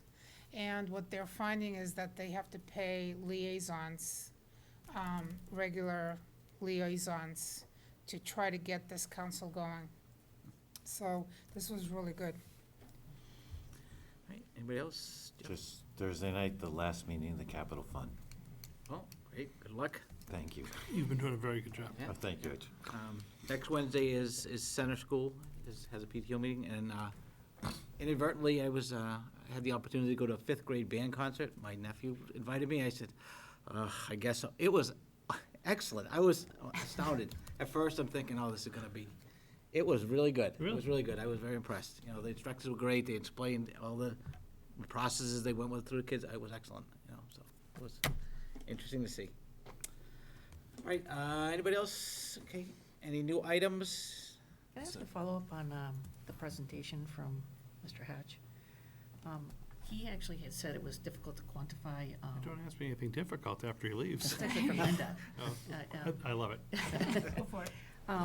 He said it was difficult to quantify ELL. I think that's what he was saying. Don't we give access testing? Yeah, I was actually curious when he said that, and I didn't feel it was my place to ask that question. I thought it was for you guys, but there's a few things that we can quantify. I mean, we know what we spend on instructional material for students. We know what we spend for teachers. We know what we have for access testing as well as MCAS testing, plus we have our benchmark data that we could, then correlate it with. So I was I confused. think he's referring to the statewide numbers, the same way as special education. They use just a percentage of students who they assume are predominantly in ELL class, or special ed classes or ELL classes during the day. And I think what he was indicating is the formula has a hard time figuring out, just as a broad percentage, I guess. how many ELL, the ELL factor that would go into the formula. We know how many ELL students we have, Right. but it's how much of a percentage of a day they would actually be in a substantially separate program. Well, do we report our access testing scores to the state? It's from the state. So that would give them a pretty good idea. Right, but they may, well, for example, Chelmsford over 10 years ago, only had 35 students that would have been designated as L, were over 200. So none of us could have predicted that we'd be over 200 students at this point. So that's an incredibly large jump. So what happens if in the next 2 years, we go to 300, 350? We don't know, it's hard to predict that. It's also a very fluid group. So students may leave the group and then come back into it again, and you have to follow them for a certain number of years. So it's that. The other thing is, let's say that a student is coming in as a junior into high school. They may actually remain in the high school more than just as a junior and senior year. It's a very difficult number to quantify. And really, truly, that student, do they need 50% immersion in the regular classroom and 50% with the EL teacher? What is the percentage of time? We'd have the access numbers would help delineate that. Yeah, it's a just little more bit. if you But I have, was just wondering, I'm sorry. I had written it no. down for him, but then I forgot. Yeah, no, it is, because there's times like you might have a population that tends to move into the town, right? Or you have a lot of students that are refugees that suddenly are living in Chelmsford. That could be a large amount of, that could be 150 students that show up, given a situation. Or take with the hurricanes, how they started to displace all the students from Puerto Rico. But for all we know, they might send students this way if there was a natural disaster. So I think that, now that you're saying that, Jay, I now understand what he's saying. I thought it was like quantifying like how much money we spend on them. And I'm like, well, we have a good idea of how much we spend on them every Right, year. okay. I was with you. Thank you, okay. For new items, that piece of policy language, is that better suited for the policy subcommittee, or is that more general meeting? Personally, I think it's more general meeting, but Okay. we'll want to take a little time to just do some legwork ahead of time. All right, and so get maybe some not for more next information. agenda, maybe a It's couple going to be a out. little bit off, Okay. but we We can should talk definitely bring about that up at a future time. Yeah, we can talk about it. All right. All right, anything else? Just a reminder, next Monday, tri-board, next Tuesday, public forum, so. busy Monday is week. tri-board. Monday is tri-board here. So it's funny because I marked it off on my calendar as I couldn't travel and I couldn't remember why, and that's what it was, tri-board. Here, 7 o'clock. and then- Tri-board is here. Yeah, and then Tuesday at the high school, 7 o'clock, the cafeteria. Yep. Busy week. Okay. All right, there is nobody here, so no public comment, so take a motion to adjourn. I make a motion to adjourn. Second? All in favor? Aye. 5-0. Thank you very much.